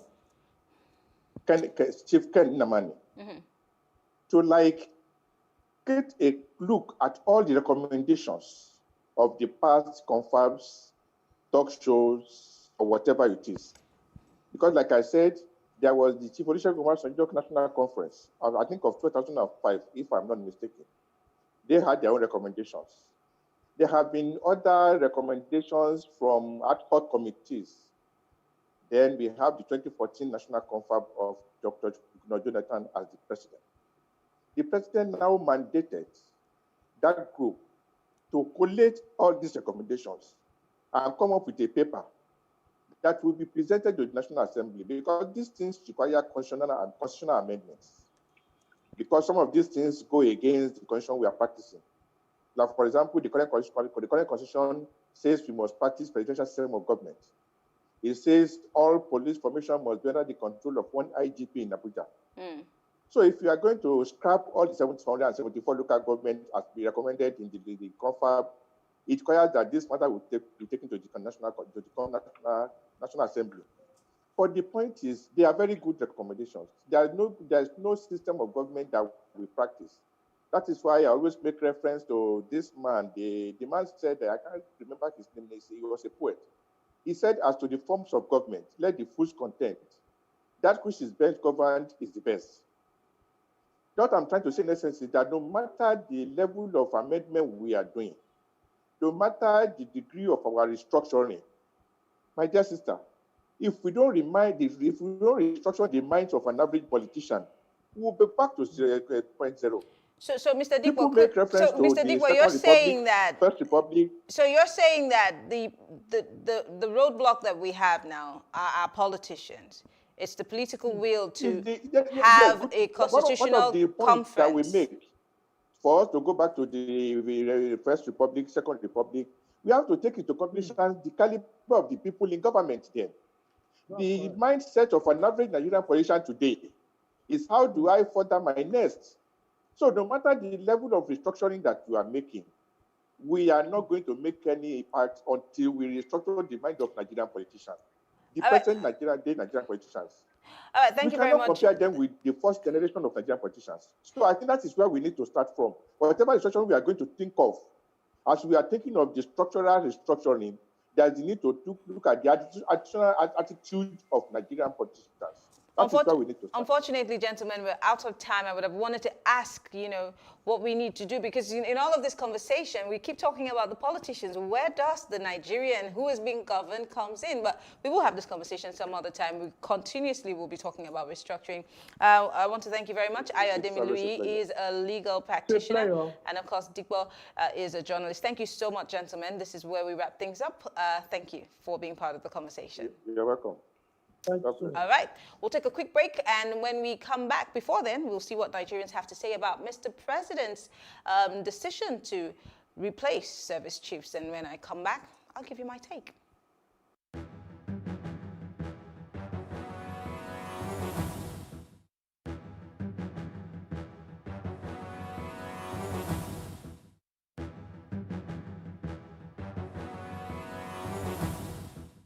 We have been expecting this sack for a very long time, because the service chief, they are not doing what Nigeria expected of them. So sacking them, I think, is what Nigeria has been expecting. It's a good job. It's a nice one. Yeah, that's a good decision, because they are overdue, but right. And secondly, we have younger officers that want to prove themselves, but the opportunity has not been given to them. So I think that decision is a very welcome idea. It's the right move, and it's well overdue. To me, it's a very, very good thing, because these elderly people that they are there, they are not capable of taking care of this country. Let the young boys that are coming up, let them take over and make a change in this country. Those service chiefs, they have been there for, if not mistaken, I think for some years now. And it is very good if they give chance for a fresh idea. Because look at the situation of Nigeria now. You can see insecurity everywhere, and those new service chiefs, they have been there. They have nothing to offer from the point of view, because you can see killing in the north, killing in everywhere. There are killings. So if they can bring new people that can serve with new idea, fresh idea that can help Nigeria to secure the lives and properties of Nigerians, it's a very good move. I think I welcome the idea.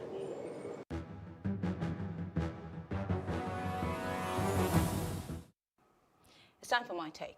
Well, finally, Mr. President has decided to do a 360 and send off his old service chiefs and immediately replace them with new guys. But there are question marks on some of these newly hired service chiefs. Can they perform? Will this be the beginning of the end of insecurity in Nigeria? Will this bring some respite in some of the troubled regions of the country? And beyond this, will Mr. President address other underlying issues along ethnic and religious lines and bring the needed unity to give us some sanity in the nation? Well, we're watching and we're waiting, Mr. President. And on that note, thank you all for being part of Plus Politics. I am Mariana Kundu. Have a great evening.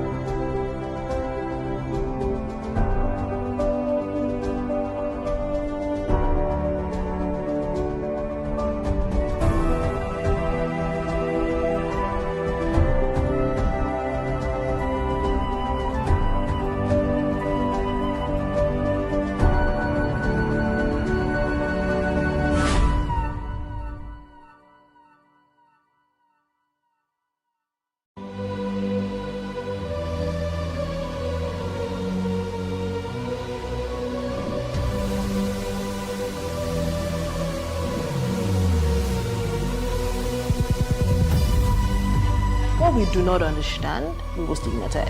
What you can see is the remaining of the tanker that exploded. The suspect equally confessed.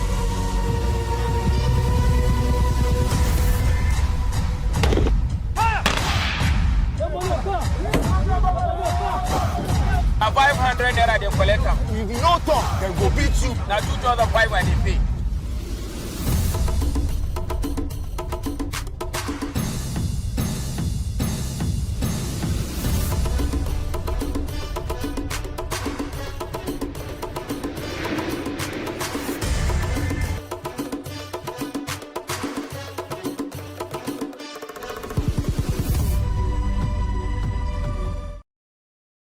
We can't talk about education reform if we don't decolonize our education system.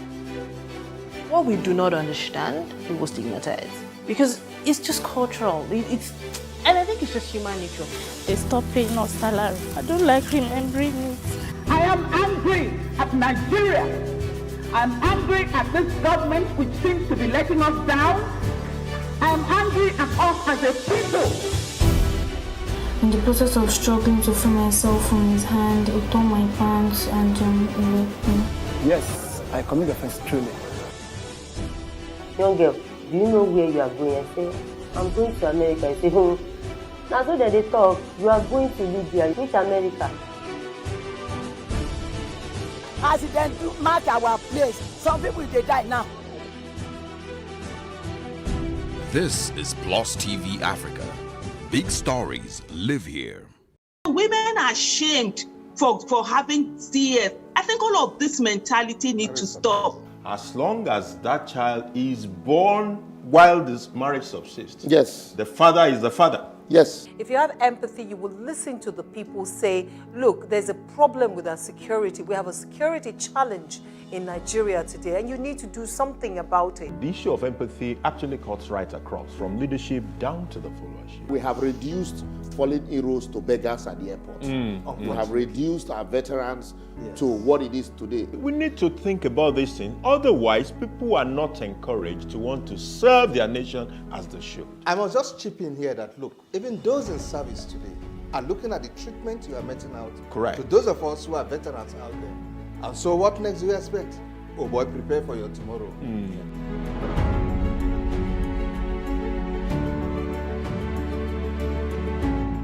It is a great source of pride to Nigeria whenever a Nigerian in a foreign country rises to the top of their field and is recognized for good. Here are a few of such Nigerians. Oye Obolewa is the first Nigerian-born Democrat that has been elected as a shadow United States representative out of the District of Columbia. Based on the result, Oye had 82.65% of the votes, which represents 135,234 votes against Joyce Robinson Paul. Oye was congratulated by many, including the Nigeria in Diaspora Commission, NIDCOM. His father is from Kwara State and mother is from Oyo. He holds a PhD in pharmacy from the Northeastern University, Boston. He will be representing the District of Columbia under the Democratic Party. Esther Agbaje. Born to immigrant parents, Esther has been elected into the Minnesota House of Representatives in the recently completed United States general election.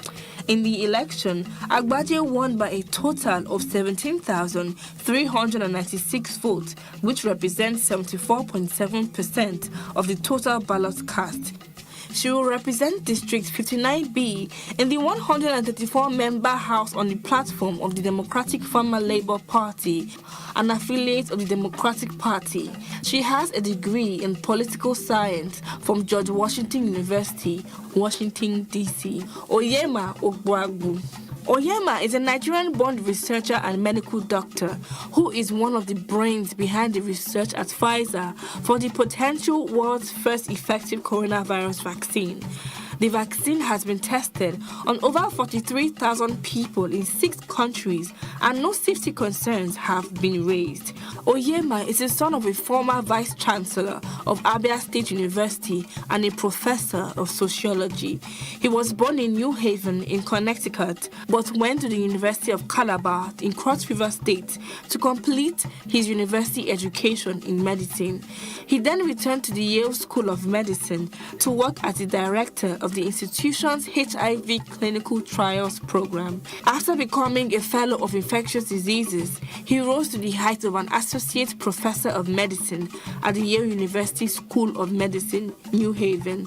He has worked there for 5 years, focusing on finding a cure for HIV/AIDS. Robert Shola Okoje, the Nigerian doctor who is a native of Uromi, Esso Northeast local government area of Edo State, has been inducted into the NASA Inventors Hall of Fame. Dr. Okoje is recognized globally as the leading expert on silicon carbide-based microelectromechanical systems, MEMS, for use in extreme environments. He has worked with the National Aeronautics and Space Administration, NASA, for 20 years and has 21 patents. Isaac Okoro. In the world of sports, Nigerians are also taking center stage. Isaac was the first of the 8 Nigerian players drafted into the National Basketball Association, NBA, in his 2020 draft. He was the 5th overall pick and was chosen by Cleveland Cavaliers in 2020. He was born in Atlanta, Georgia, to Nigerian parents and was a small forward, part of the USA's winning team at the 2018 Under-17 Basketball World Cup in Argentina. His parents originate and immigrated from Nigeria. Isaac played basketball for his high school in Georgia for 4 years, helping his team win the state championship and achieved national success in his senior season. He was considered a 5-star recruit by Rivals and a 4-star recruit by 24/7 Sports and ESPN, respectively. To these Nigerians and other Nigerians breaking the proverbial glass ceiling, we say, keep it up. The motherland is proud of you.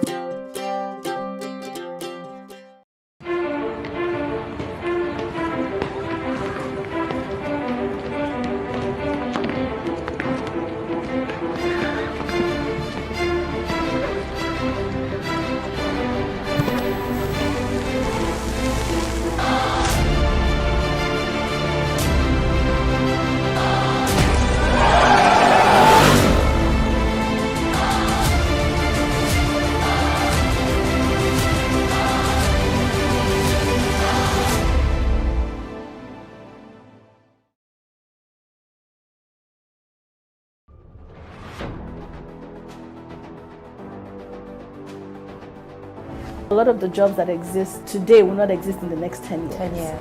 When I see people today shouting, we're not too young to run, we are ready to run. Ready to run to where?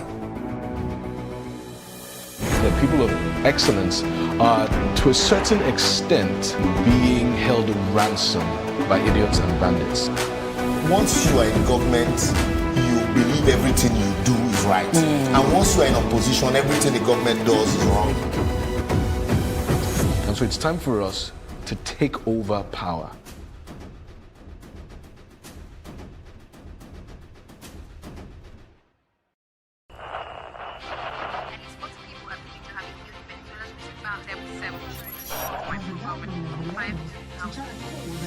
Politics has helped shape the decision of the polity, from conspiracy theories to good old-fashioned comic politics. These are the results of tomorrow's election. Okay, you have it already, have you? I am not hungry. If I need appointment, all I need to do is to start praising government.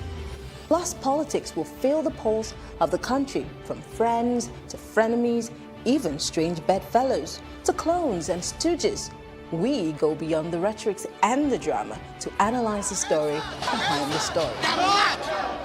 Let everybody come and say. The moment we stop having charlatans occupy political offices, we will curtail hate speech. Plus Politics, not just another political show. It's about putting you, the citizens, in the know.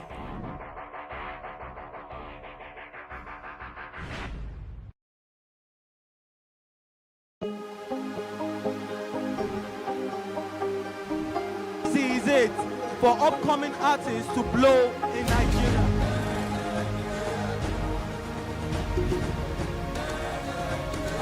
Welcome to Plus Trending. I am Bookie November, your host, saying thank you for joining us on today's episode. Welcome back. It's tea time on Plus TV Africa. Practice makes perfect. I'm not perfect yet, but I'm a lot better than I used to be. He's a king. He's entitled to marry 100 if he wants to.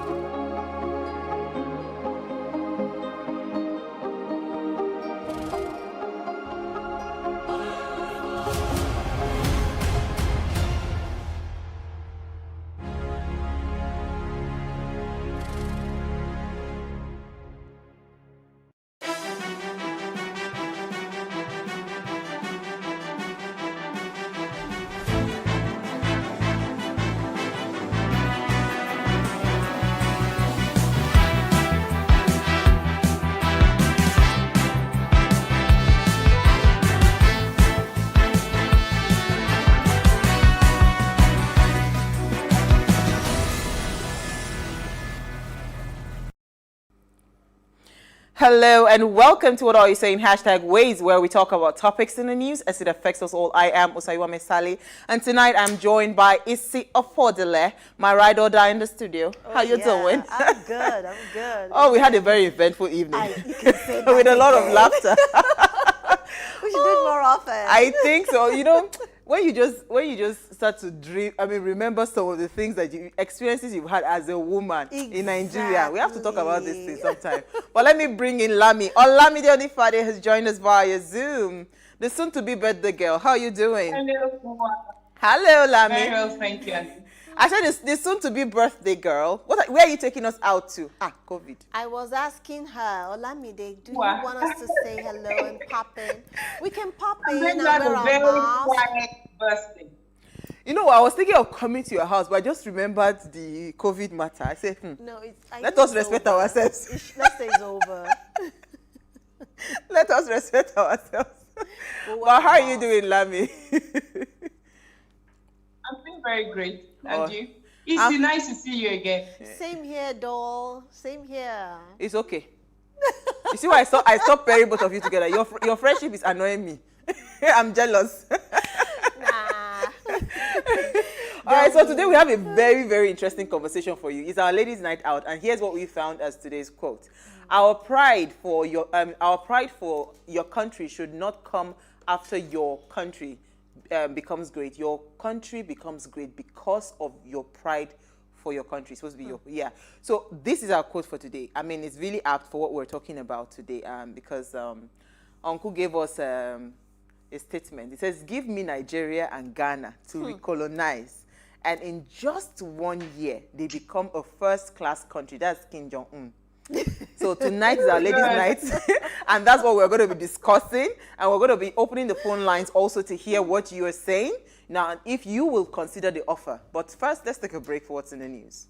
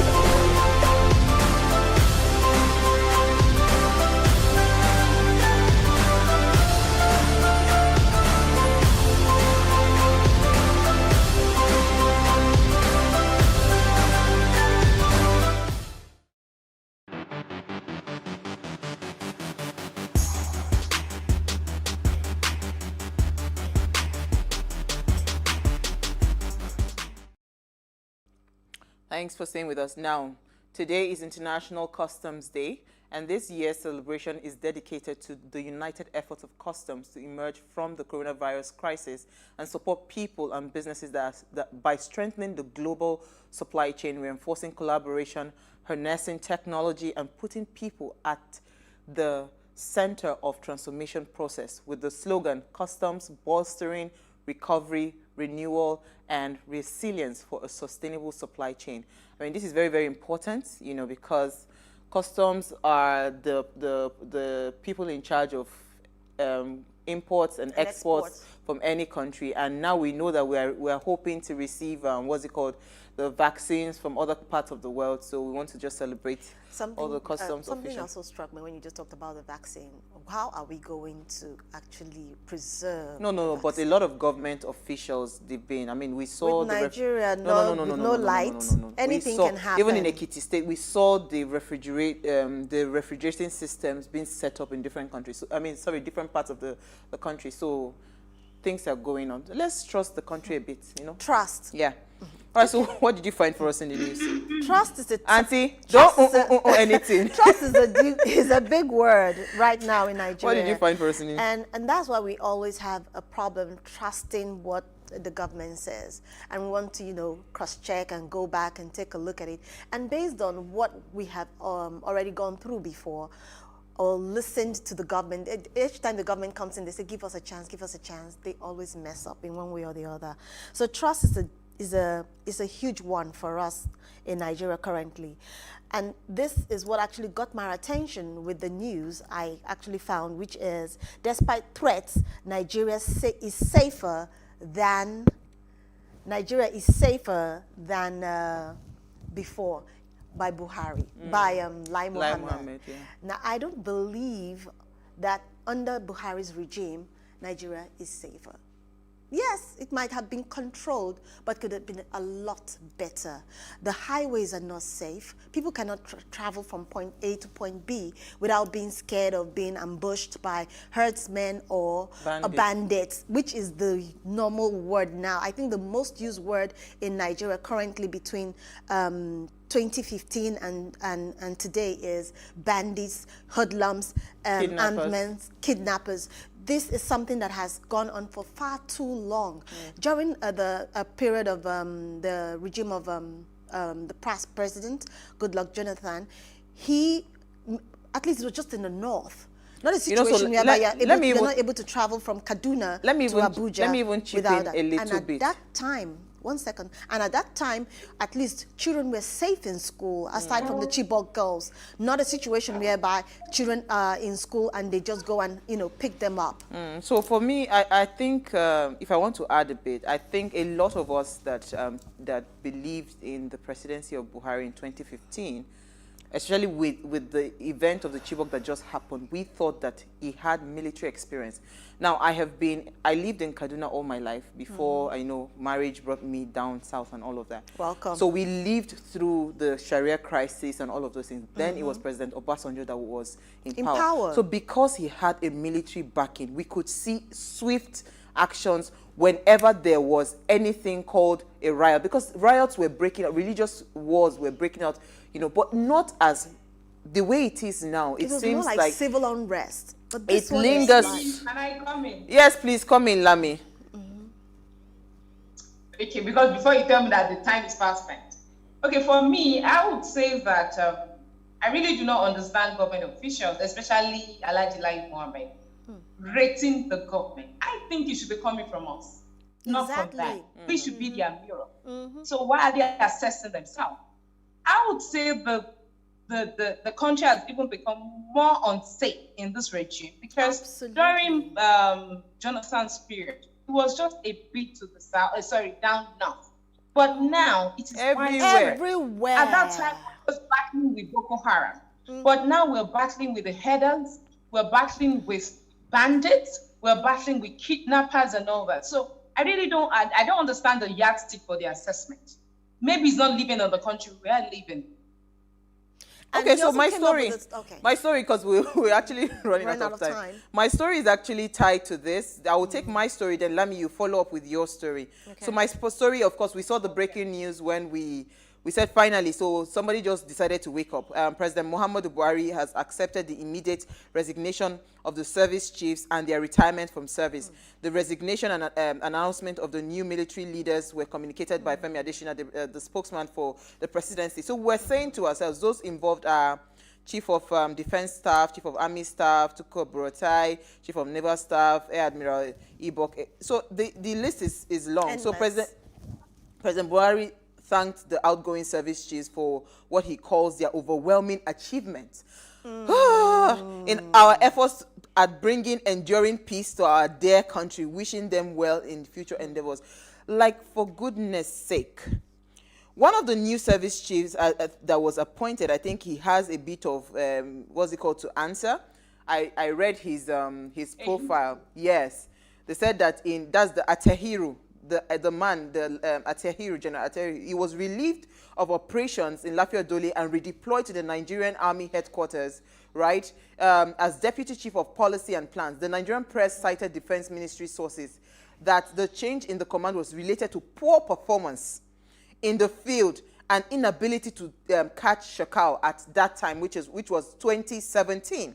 So in 2 weeks prior to that, Boko Haram had killed about 13 people, injured 50 people in twin suicide bombings in Biu, and killed 50 people in twin suicide bombing at a mosque in Mubi, and attacks different forward operating base.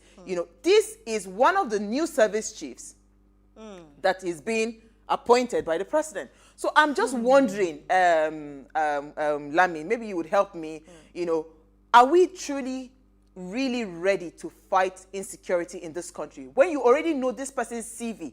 They've already brought out the CV that the person has a lot of lapses, right? But you know what? Let me come to Lami. Follow up your story, then you can now continue from there. My quick take on that is that I think we're on a cruise, on automatic cruise in this country. I'm not sure that the president is mentally aware of where we are at the moment. I'm not even sure he made those appointments. I'm not sure. And this I'm going to tie to my own story. And this story is about this. But the Igbos are now talking about marginalization, which I quite agree with them.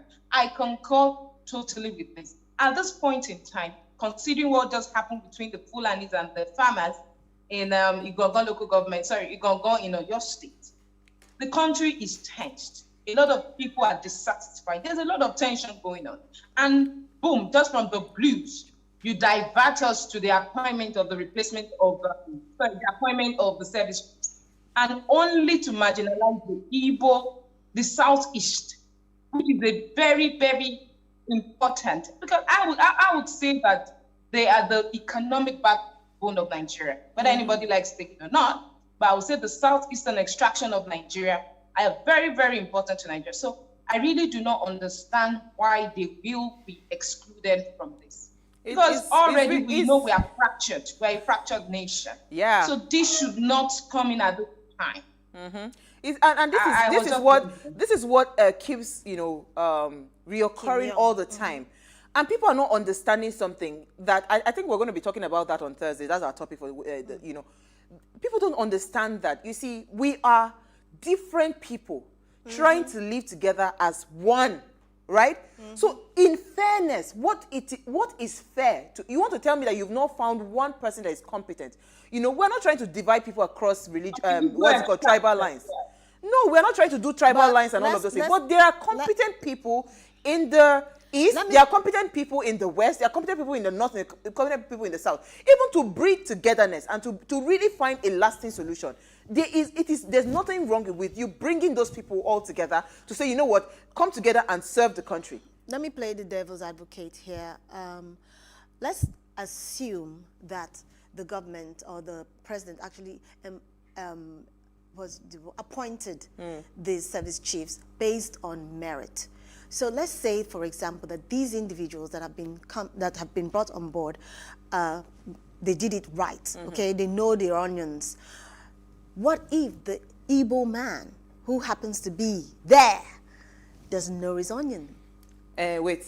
That's based why I said on merit. There are competent people. That's why I said I'll play the devil's advocate. I'm just saying that there are competent people everywhere. Just let me call in.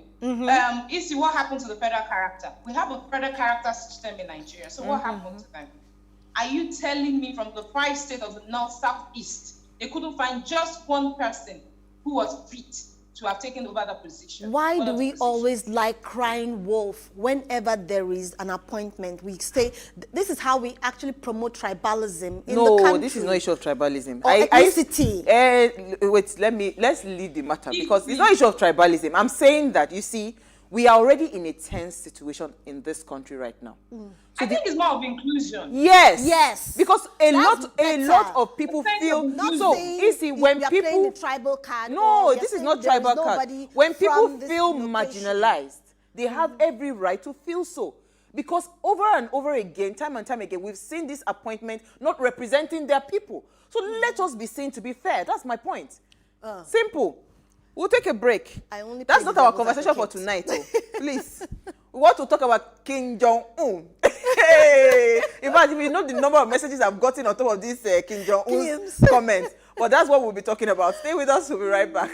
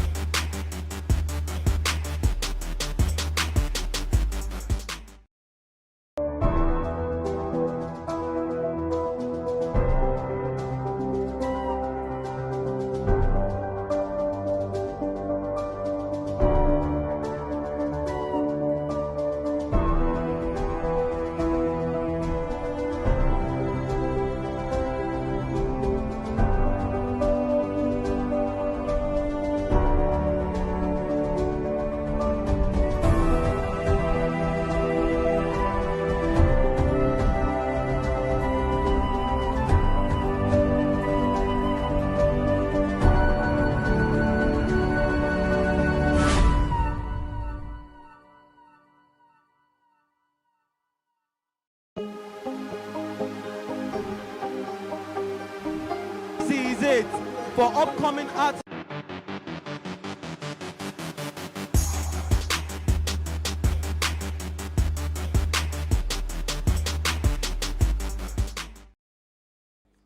Thanks for staying with us. Now, the North Korean President Kim Jong-un has described Nigeria and Ghana as the backbone of Africa because, according to him, they have all the natural resources in abundance to make them the most important and sought-after countries in the world.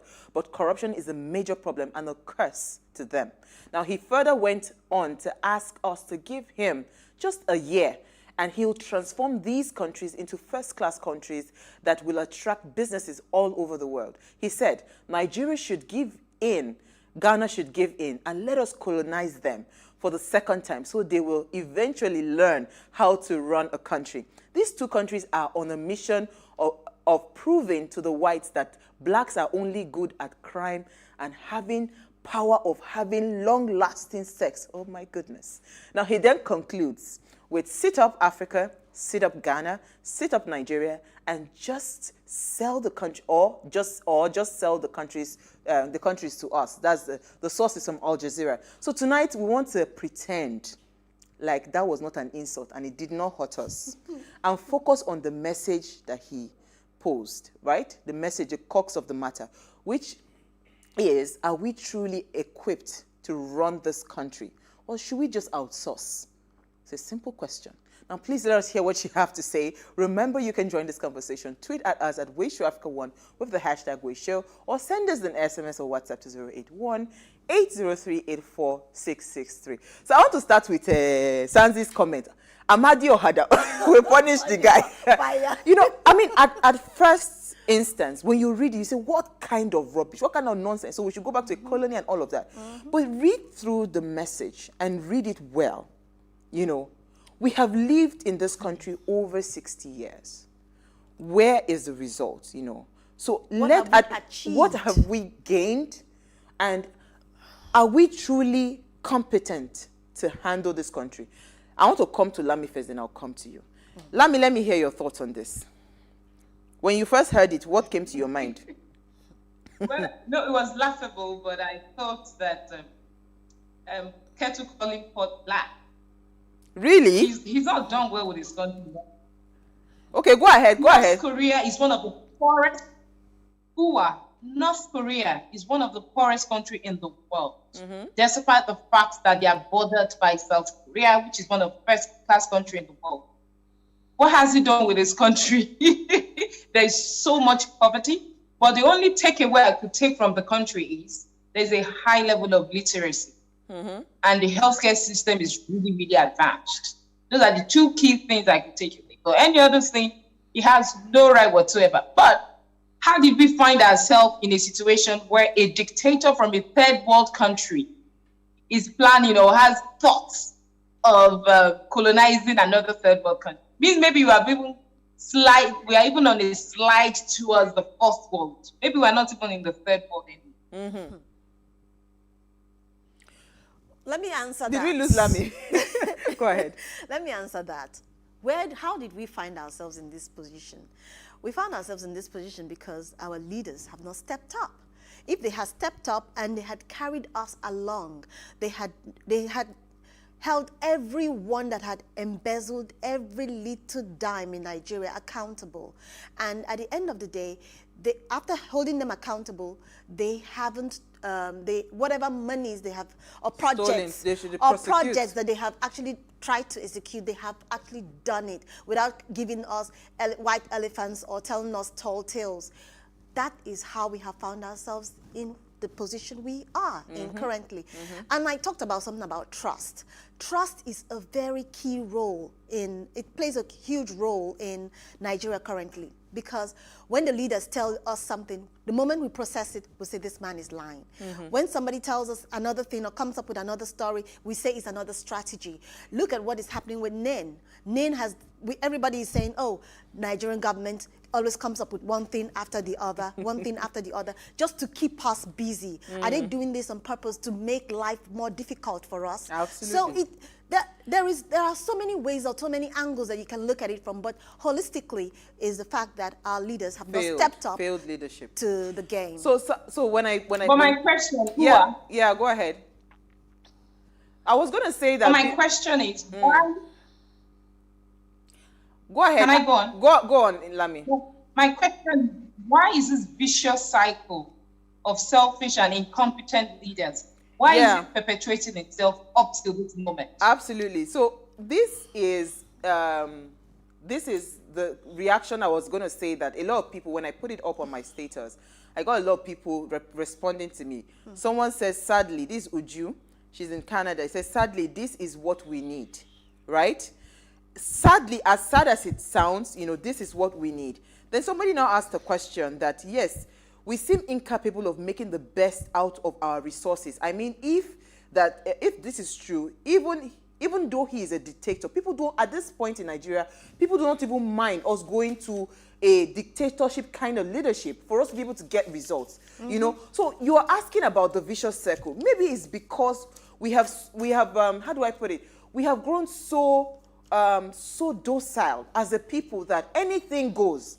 Right? No, I won't say docile. No, we have grown so docile. Anything goes. We have so accepted mediocrity for so many years that at this point now, anything that seems like a ray of sunlight, we just accept it like that. Because if not, why do we keep going out all the time, every 4 years, go and press a thumbprint for this same crop of leaders? Why?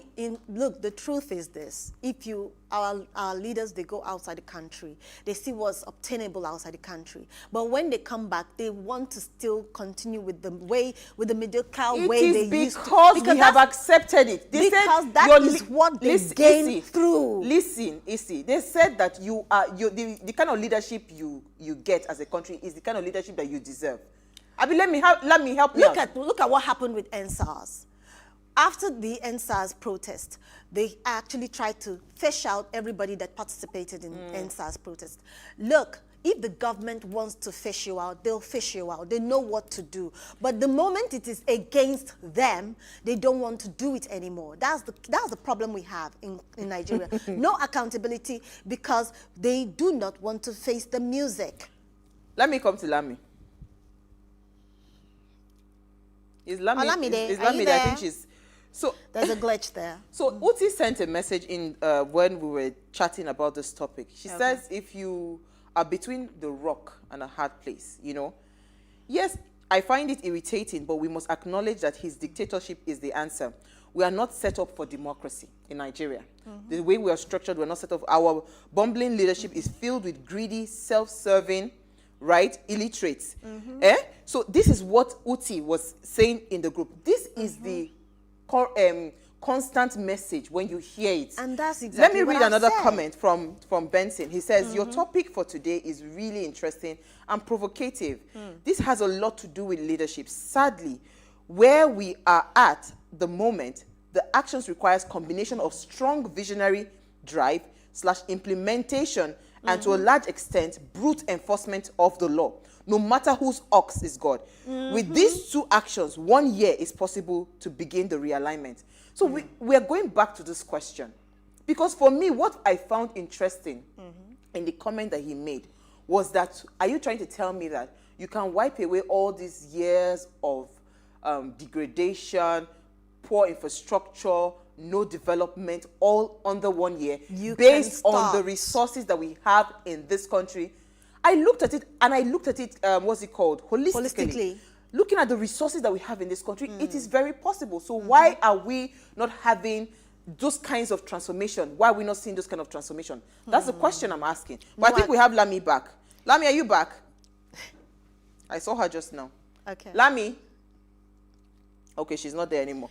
Okay. So we are not having that kind of how do I put it now? What was the last question? You just my thoughts just let me read the second question again. It says part of this issue / problem for the change that we crave are mathematics interpret as follows. The following, some of these are our audience, they are very the properties of a subset will always pose the general aggregate properties of the whole set, maybe to bypass the apparent limitations. What Kim Jong-un said becomes validated. Christians believe that this was a critical base for Christ's coming. Uncle Benson, please resend this message and explain to us what you mean by this. You know, I think he was trying to say that the Antichrist will come from the east or something. No. From the east or something. So Anita says the truth is that the truth is we are a country that have never progressed as we should. It seems around the world that our failure is on us. So it's understood for him to make such a statement. Our fault is that we have failed our country. I will still take it back again. That's a valid point by Anita. There is something that actually struck me when she talked or when she sent that message. In that message, what actually struck me was that we as Nigerians also have a huge role. That's what I said now. You were arguing with me. I said we get the leaders that we deserve. I think Lami is back. We get the leaders that we deserve. So we have been the one accepting the same leaders. We go every 4 years and time again. But also remember that, just like what's happening currently in what's it called, Uganda, where the president has decided to take the law into his hands, not a situation whereby, I think in Africa, what we do is this. We allow the institution to indemnify the man. We weaken our institutions. Exactly. Yes. But in America, the institution is bigger than the man. If that was the case we had in Africa or Nigeria, I think we would not be in the boat we are sailing with right now. Right now, absolutely. Let me hear you. We lost you for a minute there. Okay, my thoughts. The last time I heard was if you're talking about institutions and all that, yeah. I think it's a strategy. The political elite perpetually do this, they have their reasons for doing this. It's just to perpetually keep us in slavery. The kind of institutions we have in Africa, because if you look at it, this is not just a Nigerian problem. It's a problem that cuts across almost all the countries in Africa. So I think we need to sit down and look at it. Is it culture? Is it education? Is it the black race? What exactly is the problem? And I'll put it at the doorstep of colonialism. When the colonialists came, they practiced extractive institutions. They were taken away from the institutions. They weren't included in the institutions. If you look at first world countries rather, you will see that they practice inclusive institutions. Yeah. They are always adding more. They add more to the education. They make sure they have a conducive environment for innovation, for technology to advance by educating the populace. They don't give them money, but they give them an environment, an enabling environment to ensure that they thrive, to make sure that they are successful. But here, number one problem we have in Nigeria and in Africa is rule of law. There is no rule of law. There are no consequences for anything. So if the first set of leaders that took over in 1960 did some things and they got away with it, the next set of leaders came and nothing happened and they perpetuated it. And it will continue. We're all human beings. When there are no consequences for action, you will thrive in it. So this would continue. And I'm not sure that this can cease in our lifetime because No, we're losing Lami again. Okay. But she's making a very valid point. And this is what we keep saying that, so where do we start from, right? The question is, can Nigeria become a first-class country in a year? The answer is yes. It's possible. But where do we start from? It takes the willpower. And this is where I want to talk to young people, right? We're going into 2023. Everybody is saying, oh, they cannot wait for 2023 to come and all of that. I don't want us to see 2023 as a solution to this long-standing problem of corruption, because the corruption that we are having in this country is so deeply sunk. It's not something that is just at the top. It is at all levels. It's across the cadre. So you go to a small company, somebody is trying to cut corners and all of that. So it has really eaten deep. So I'm wondering now, are we ready to take the bull by the horn and say, you know what, I am ready to sacrifice my own convenience, my own happiness and everything for us to move for the greater good of the country. Nobody is thinking of the greater good of the country right now. Everybody is thinking what is beneficial to my pocket. Exactly. So if I'm doing something, I'm thinking, okay, what is the bigger picture for Nigeria? What's the bigger picture for my company? What's the bigger picture for this? But how many people right now can beat their chest to say, you know what, I'm thinking big picture. I'm not thinking what will enrich my pocket. We're going to take a break. Nobody. Yeah, we're going to take a break. Yes. When we return from the break, we'll open the phone lines and we'll hear what you're also saying from your end. Stay with us. We'll be right back.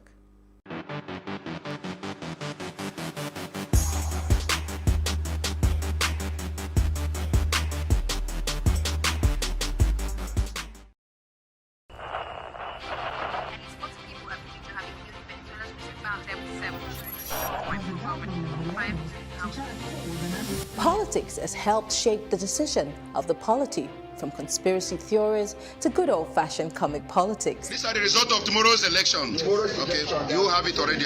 I am not hungry. If I need appointment, all I need to do is to start praising government. Plus, politics will fill the polls of the country, from friends to frenemies, even strange bedfellows to clones and stooges. We go beyond the rhetorics and the drama to analyze the story behind the story. Let anybody come and say. The moment we stop having charlatans occupy political offices, we will curtail hate speech. Plus, politics, not just another political show. It's about putting you, the citizens, in the know.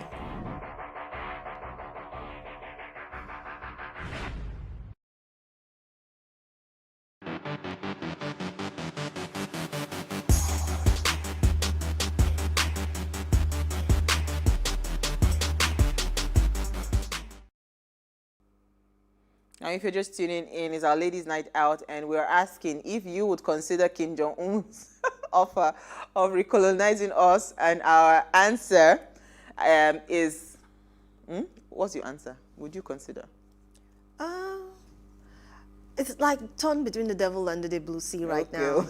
I don't want to be colonized, because with that means that my rights and my freedom is taken away. All right, so we're also asking that if our answer is no, what should we be doing, or what can we do to move our country to a first-class country? That's the question. So our phone lines are open right now, and please let also hear what you have to say. You can join the conversation. Tweet at us at WadeShowAfrica1 with the hashtag WadeShow, or send us an SMS or WhatsApp to 081-803-84663. So Isi, you have a comment with you. Okay. The comment is actually a question, and this person didn't really put his or her name. It says, the question we need to ask ourselves is, why Nigeria, of all countries in the world, a country well endowed with human capital and material resources, but no development? Now, this is a key role. This is a huge role. It plays a huge role in what we are doing today. Yes, we are complaining that there is no development, but to an extent, there is development, because based on where we are coming from, a lot has changed. No, let's call a spade a spade. You can't do that. You see, you just rubbed me wrongly. You know what I said? You can't do that. Look. You can't do that, Isi. If you do that, that is also this is what I'm saying, that is the mediocre kind of acceptance that we are accepting. There is development. No. But you should consider could have been better. It could have been You spoiled it when you said compared to where we are coming from. The question is the resources that we have available to us, right? And we've seen the direct implication on the kinds of infrastructure we should be having in a country. That's the question. It's not where we're coming from. Because if we do that, it means we're accepting mediocrity. What we already have. I agree with you. But the key thing is also we should always look back at our history before we look forward. I won't accept that. Lami, let me hear you. Okay. For the most part, I didn't hear your conversation. Go ahead, Lami. Run it again. Okay, the question is... Isi is saying that if we consider where we are coming from, right? We would know that for where we are, there's some level of development. And I'm saying no. You should consider the resources you have available at your disposal. Is the development commensurate with the resources you have at your disposal? That should be the question. Because this thing she said right now is the same thing that we are accepting mediocrity in this country. And say, thank God, you compare for where they come, this is even a better, this this is what we I'm do not all the time. saying it like that.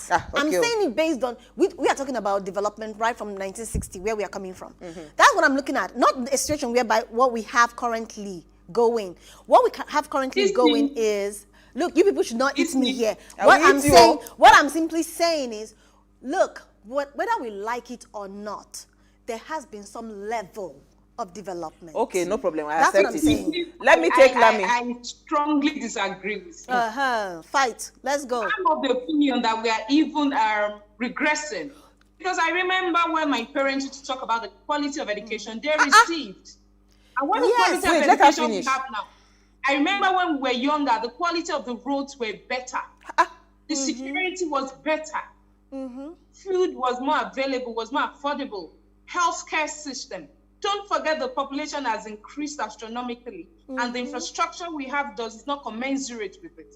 So what progress have we made? Thank you. There's no progress. Hold on, Lami, 1 second. Let me take a call. Let me take a call. Can you take a call, please? Thank you for calling, Roslyn from Kaduna. Let's hear what you have to say. Please, your other lady there said, that where we are coming from, if we compare it, that we are in a better place. I believe what she has just said is very wrong. Because no road, if you see traveling these days is so difficult, the killing has increased in Nigeria, and we don't really know where we are. And we live every day by day, because nobody knows what will happen tomorrow. So that statement she just made, I think she's just encouraging what is not happening in Nigeria. Thank you. Thank you, Roslyn, for your call. Thank you. You see, I remember when we were young, we did a day trip from Lagos, road trip rather, to Jos, Yankari Game Reserve. Where was that? I can't remember where was that. Uwa, can you remember where Yankari Game Reserve? Jos, yes, it's in Jos. It's in Jos. That was what we went to. Can you take your children on a road trip to the north? I don't know. Yeah, go ahead. No, you see, this is the point. See, now, listen, Lami, what you just said, growing up, right, our family road trip. I mean, travel from everywhere. So, what I'm saying that the way you spoiled the conversation, you shouldn't, and this is the thing we keep saying, right? Nigeria, we will not progress until we are brutally honest with ourselves. And we tell ourselves the truth. We are below standard for where we're supposed to be. We are nowhere near the standard. There can never be a solution. Look, there can be a solution. I'm sorry I'm sounding like a pessimist, but I do not see a solution in sight. Because we are lumped up together with different ideologies and orientation. Religion is the big issue. So Yankari Game Reserve is in Bauchi. Yeah, so go ahead, sorry. Do you think one leader is just going to spring up from somewhere and have the magic wand? It happened in Ghana. It happened in Ghana. Go back to regionalization. For me, let every region develop at their own pace. We are not a nation. We are a country. Yoruba nation. People that speak the same language. Igbo nation. The Hausa nation. We are not a nation. People, don't forget that all these the first world countries, they speak one language. They speak one language. Thank you. Our problem is we don't speak one language, and in most cases they have major. Even though their religion might not be the same, but most of the time the religion is always in the majority. Okay, let me take a call. Okay. Sorry, I'll come to you, Isi. Okay. Sorry, they do not look like we're attacking you today. No, it's okay. Like I said, I'm playing the devil's advocate today. Thank you for calling. Let us hear what you have to say, Abdullahi. Good morning. Good evening. Thank you for calling. Good evening. Good evening. Go ahead, please. Yes, I seriously disagree with what this sister is saying now. I can remember when I was in university. Abdullahi, stop listening to yourself. Just keep talking. There is one of my lecturers that said when during their own period in their own university, they get free education. They eat free food in the school. They do everything at appropriate time. I discover everything is going very well. Just tell me, compared to what I'm even facing in this, what we are facing in this state right now. This is the 60 years or 50 years of the government on governance in Kogi State now. There is no single project. You cannot point out and say, this is the single project they have done for good 5 years. Tell me where that development is coming from. Thank you. Thank you so much for your call. Where that development is coming from. Thank you so much, Abdullahi. I think we got the message. Thank you. The efficiency of running country was much better during the colonial masters. Era. So you were going to say something, or you've lost the thought? No. Go Like ahead. I said that. Like I said today, that I was going to play the devil's advocate.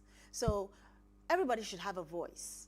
Basically, you people are saying your part. I am representing the other part. Okay, so that is where we are coming from. But the key thing is this: that in Nigeria today, development no. In Nigeria, in Nigeria today, development has grown to an extent. But let me take a call again. Hold on. If you are putting yourself in more trouble, Unsuka, I think somebody is calling from Unsuka. Thank you so much for calling. Let's hear what you have to say, please. Emmanuel from Unsuka. Yeah, good evening. Thank you for calling. Let's hear what you have to say. Yeah, I'm very interested for what we are discussing this evening. Go ahead. What I want to say is, there is no development now comparing before. Okay. So what I want to shift in from what my people have said is that when you look at the quality of our naira now, and you check the quality of our naira then, you can agree with me that even dollars cannot be compared with our money. Igbo man, don't bring money matter inside. Now look at the rate that our money is. So there is no development now. We don't have any development. These people that are leading us are not leading us to anywhere.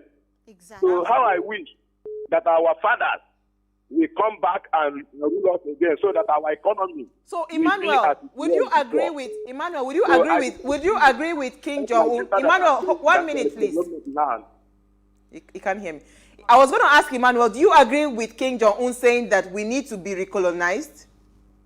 No, that person that is talking about being recognized. How about their place? Their place is nothing to boast about. True. They are not even in the fourth world. So that's thank you, Emmanuel, for your call. Thank you so much for your call. Let me come to Lami. Or don't want me to talk again. No, you finish, because you will put yourself in more trouble. No. Lami, come and bail my sister out. Look. Nigeria would do better. So what do you always think? have room for better improvement? Definitely. Lami, I want to ask you, what do you think we should be able to do right now? Because we're running out of, options, right? If we are saying recolonization is not an option, what can we do to move forward as a country? Because we are retrogressing. Regional government. Let's go back to regional government. Look at the United Kingdom. It's made up of 4 countries: Northern Ireland, Wales, Scotland, and Britain. And England. They all have their parliaments. They all have their system of education. They all have everything, and they are coexisting as one country. But they are still divisible. You cannot call an Englishman a Scottishman. Exactly. You cannot call a Scottishman a Welshman. They will tell you they all have their identity because they don't speak the same language. So why would they come and lump us together? We don't speak the same language. Our orientation are different. I think every region should go back. We should go back to regional leadership. We should all develop at our own pace. Okay, Lami, sorry, today we have a lot of calls. We didn't know this topic is hot. I am from Rivers State, I believe. Thank you so much for calling. Let's hear what you have to say. Can you turn down the volume of your television set, please?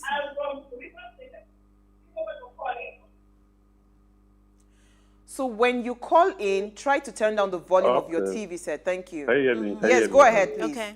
I think, good evening. Good evening. Thank you. Let's hear what you have to say, please. Okay, I think the young lady on the glasses, I just want to ask if she's really Nigerian. If she's from Nigeria, I think at this point in time, she should look at the picture. I only have one question for her. The question is, if you got married to a politician's husband in Nigeria, and you have a village where your husband comes from, will you be able to get to that village and go out by 7:30 to the local market to get something for yourself without security? Thank you. That's a very valid question. Thank you so much. Why can't you do that? Because of lack of security. Then that is one aspect of it. Second aspect of it is that, when a group of people start lying to themselves, I think at this point we shouldn't lie to ourselves. We are multi-ethnicity country. Like what this lady said, we are not a nation. We are not a nation. We shouldn't lie to ourselves. We are only lying to ourselves just because of one material that everybody in the crowd around I wanted to achieve. How long will you keep taking from that source? Thank you so much, Emmanuel. Effort. Thank you so much, Effort, for your call. We have we have a lot of calls, actually. Wow. You see, because this topic is so sensitive, and I love what Lami has said. I like the fact that you're playing the devil's advocate. It's good. Absolutely. I like what Lami has said. You see, if we are honest with ourselves, even if we don't need recolonization, we need a structural change in the existing structure, because this structure is not holding us anymore. That is why currently a lot of parties or a lot of individuals are calling for restructuring of Nigeria. Definitely. Lami. Uwa, can I say something? Go ahead, please. I think another thing I would say is the federal government is too powerful for nothing. Yes. Everything is centralized. How can a man in Abuja know what is happening to somebody in a village in Ibarapa? How can you feel the pain? I think all those things all those exclusive lists, concurrent lists and all that, they should strip it. Okay, probably copyright, some issues, okay, maybe mining and all that, all those little things should be retained. But I think, okay, look at education. What is the federal government said? What's this business with education? Education should be at the state and local level. What is education? What's their business with education? Okay. I think the federal government is not working, and we should go to confederal system of government. Absolutely. Where the center is weak and the states are more powerful. They are stronger, yes. We have Anonymous from River State. Thank you for calling. Quickly, in 1 minute, let's hear what you have to say.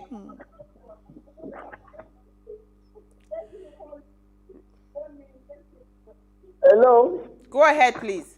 Hello? Go ahead, we can hear you. Oh, yeah, please. I'm Anonymous, and I am 78 years old. I hope you are listening. Sorry, we can't hear you. The line is muffled. Go ahead. Let's try. I'm 78 years old. Oh, you are 78 years old. Okay, sir. Go ahead, please.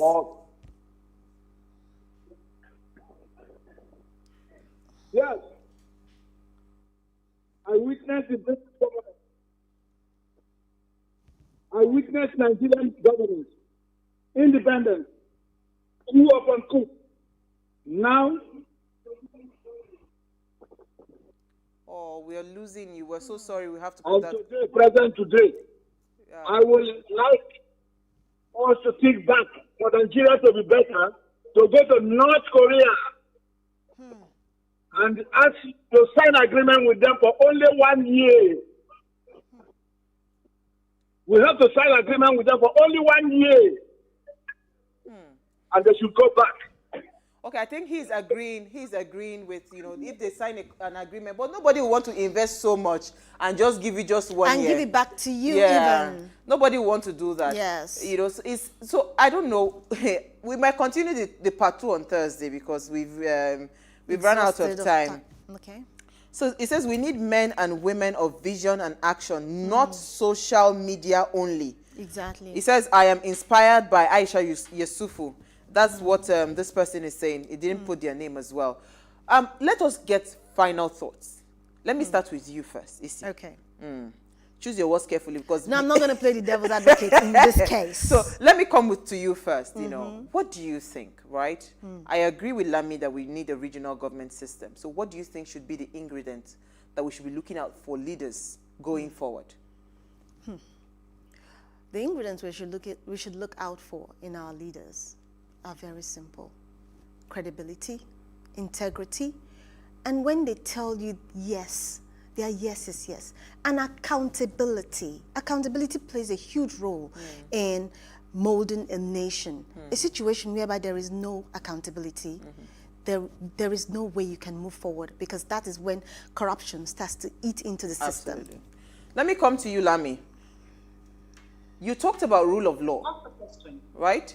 You talked about rule of law, and you talked about institutions, weaken the federal government and strengthen the state and the local government. How do you think that can play out? Oh, did we lose Lami again? Looks like it. I think we lost Lami again. You know, I was hoping I can get, because she is a lawyer. Yes. So to get a perspective, how can we put up that structure, right? Do we need to go and start knocking on the National Assembly window till they answer us? You know, those are the kind of questions we should be asking.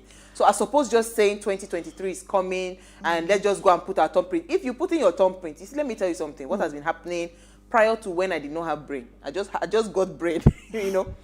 When you like a particular candidate of a party, maybe representing the federal or the state government, like the governor and the president, there's every likelihood you vote that you just thumbprint up and the party go down, all the way down. Exactly. Without checking for the candidate that is going to represent your interests at the federal level and at the state assembly level. Exactly. So I think we need to enlighten ourselves again.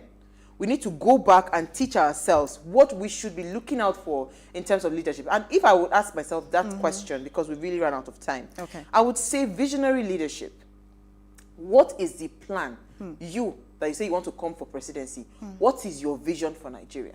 And if you have a vision, like, can we see that blueprint of how you want to take us from point A to point B? We lack men of vision. Another question is, even if the government or the man has vision, what about integrity?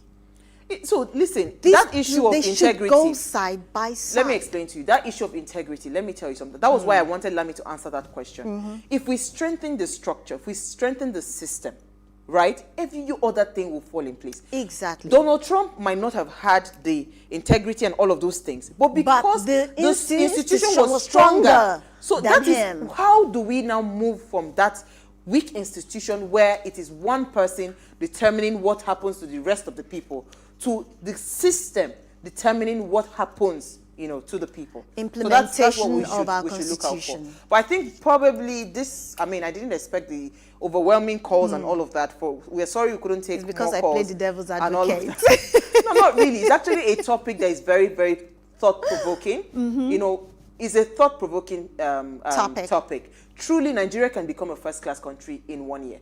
It just takes the willpower and a visionary leader. That's the truth.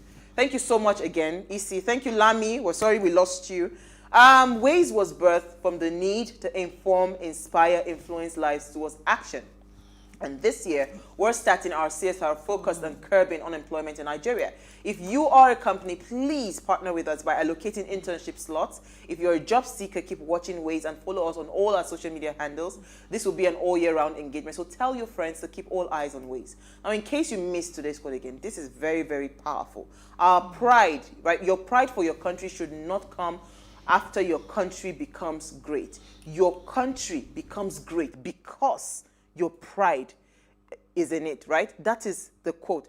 I mean, people take pride in their country.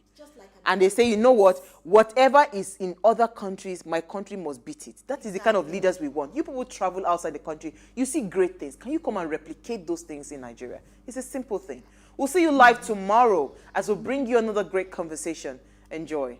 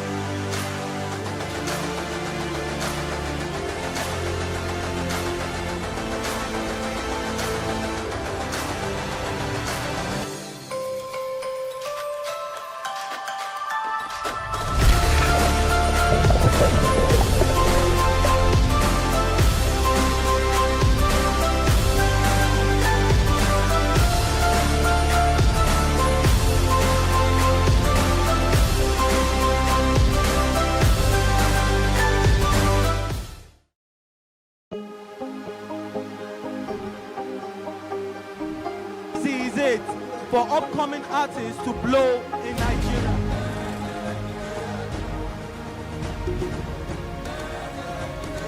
Welcome to Cross Trending.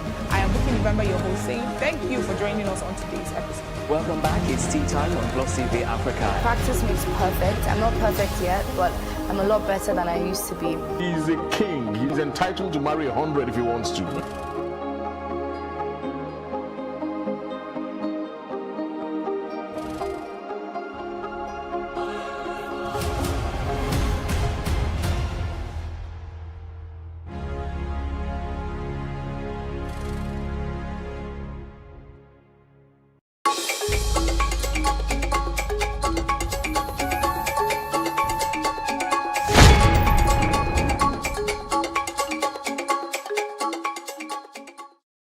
Sports betting has been around for a long time, even if data of the first bet seems untraceable. We can think of the Greeks, inventors of the Olympic Games, where it was not uncommon for spectators to bet among themselves on the winners. Over the years, pool staking and betting has been the traditional way of gambling in Nigeria. Recently, the emergence of sports betting has increased due to the various betting websites that have become famous. Due to this latest development, sports fanatics now take their interest in sports to a greater level, having realized the financial benefits that could be gained from predicting match scores. Unfortunately, addiction sets in along the line when one has no self-control, and it then leads them to the dark tunnel of gambling.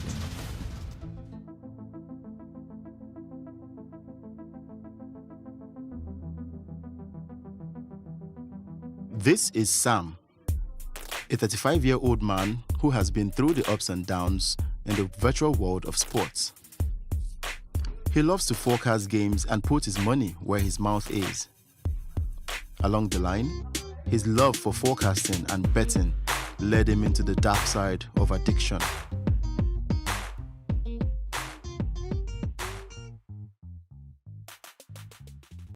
It all started 2015. Okay, I finished service 2013. So between that time, I was job hunting, and I've been a fan of sports growing up right from childhood.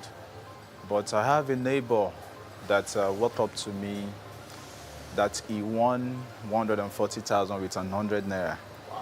So as at that time, I knew little about sport betting, but I don't know how it works.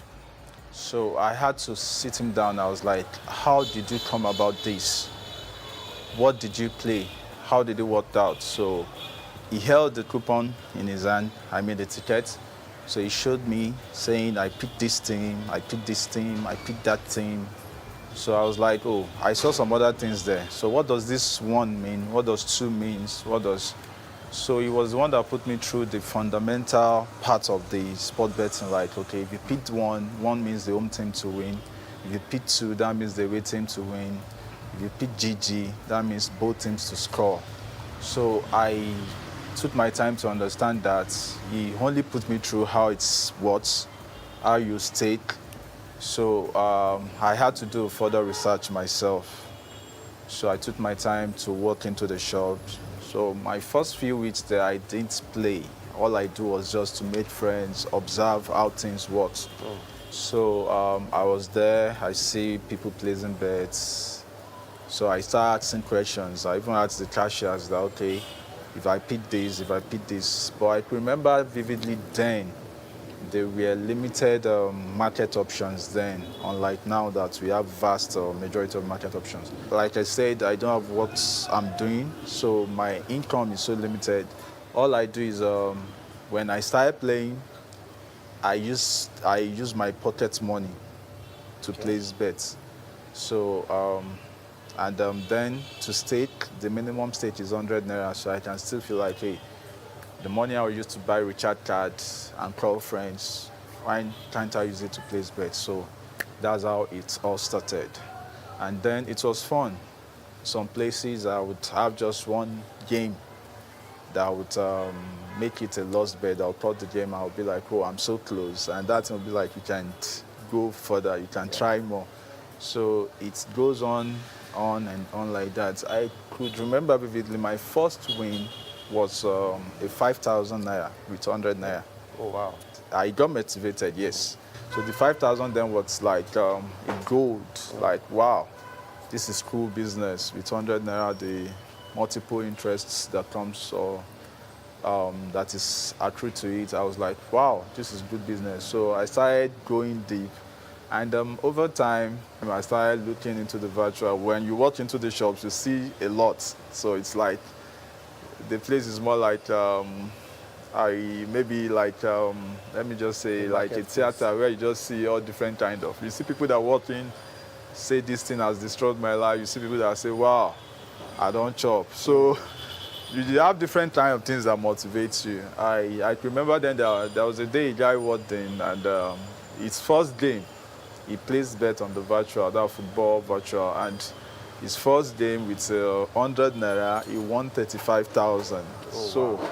That's really intrigued me. I was like, what exactly did he play? How did he know that all these games will come true? So he said he has been studying it. We became friends, and over time, I started playing the virtual too.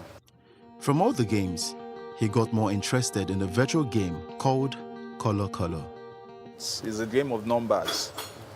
So you predict the numbers that will be displayed after some rounds of events. So, yeah.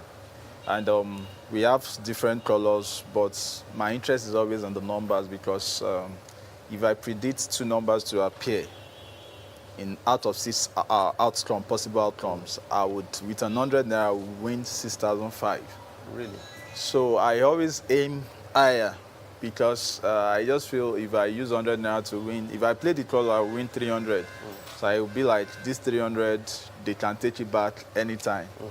But there's this thing that punters always believe in, that if I can win a huge amount of money, even before they will take it back, I can leave. So I always aim high. So if I win such kind of amount, I won't stay. I will go, then still come back the other day. But in the long run, if you come back another day, it's just like you're just delaying when they will get the money back. Many can attest to the money-draining virtual games. You see that virtual, I will not tell you the lie. The truth about it is that virtual is a killing machine. If you want to die, go there. You will die easily. If you have 50,000 in your pocket, in the next 5 hours, if you don't take time, you will borrow money out of that place. That one is not game. That one's like, it's dice, like 2 people playing dice or 4 people playing dice. That one is a killing machine. I don't go there. Except you just have money you want to waste. You go there, go and waste it. Money you don't budget for. But if you want to make something in life, I prefer to book game and wait for the result after 90 minutes. When Sam places bets, he spends about 2,000 naira, but it increased when he started working for a bet company. In a month, let me just approach it. In a month, I can spend like 2,000, 3,000, but over time, when I started working, I spend more than that.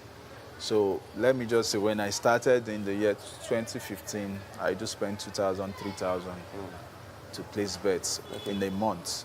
Wow. When I started working, the mentality of playing bets with 100 naira left. I was like, if I would choose, the idea behind it is, I was like, if I could choose 20 games, and 19 of it I could predict correctly, just one of it got spoiled. So why stress myself with 100 naira? So why not pitch something lesser and stick with a huge amount of money? Wow. So I started experimenting that. When I started, it was working fine. I could play a single bet with 5,000, place a single bet with 2,000. Reality dawns on Sam when he lost 200,000 naira on a single bet, but continues to play. The highest amount I would say that I've stayed to it is 200,000. 100,000. 200,000 at a go. At a go. Yes. Wow. And tell us about that. I lost. You lost it? Yes. Wow. I lost it at the nick of time. Okay. So on that day, I'm a Man U fan though, so I stayed on my team to win. Wow. And that day, Man U was winning. I could remember Man U play Newcastle or so. Man U was winning. And at injury time, I think 90 plus, Newcastle equalized and the match ended 1-1. The money wasn't mine. Several things came to my mind. Like, I was like, I wish I didn't do this. Why did I do this? How can I get this money back? What will I tell the owner? It got so bad he borrowed a lot of money and spent 90% of it on bets. Borrowing money to place bets. You borrowed money to? Yes, I did. What was the highest amount you borrowed? 450,000, yes. 90% of it was to place bets. Now, for me to have been able to secure 450,000, I never knew what I wanted to do with it. Over time, I borrowed quite a lot of money, and the day I sat down to, you always be afraid to like put your pen to paper to just write down the figures. But the day I did that, I noticed it's over 1 million, 1 point something million. Yes. Wow. And everything was within 2 years. 2 years? Yes. Everything was within 2 years. And for all the companies that were able to give me loans, it comes with interest. Then if you default, you have further interest. So the 1 million I mentioned is accrued interest on loans I've defaulted. Wow. So I speak with you, I'm still paying back. Wow. So it shows the extent, the damage it has caused. So the day I sat down and I put down names of each company I'm owing and the amounts with the interest. So, and individuals that I owe. Then I found out that, hey, this thing has turned to 6 figures. So that's when it comes on me that I realize that this is not fun anymore. It's an issue. In Nigeria, football betting has a long history that can be traced to colonial times when pool betting was popular, especially among the elderly, retired workers, and the unemployed. Since the 1920s, younger people have taken up betting on the results of football matches, including European football leagues. In the betting shops, you will find different kinds of people in clusters discussing either the Premier League, Champions League, the La Liga, boxing, and all types of sports, with their passion for the game increasing every day, having high hopes of winning the jackpots. There are factors responsible for increased football betting among youths in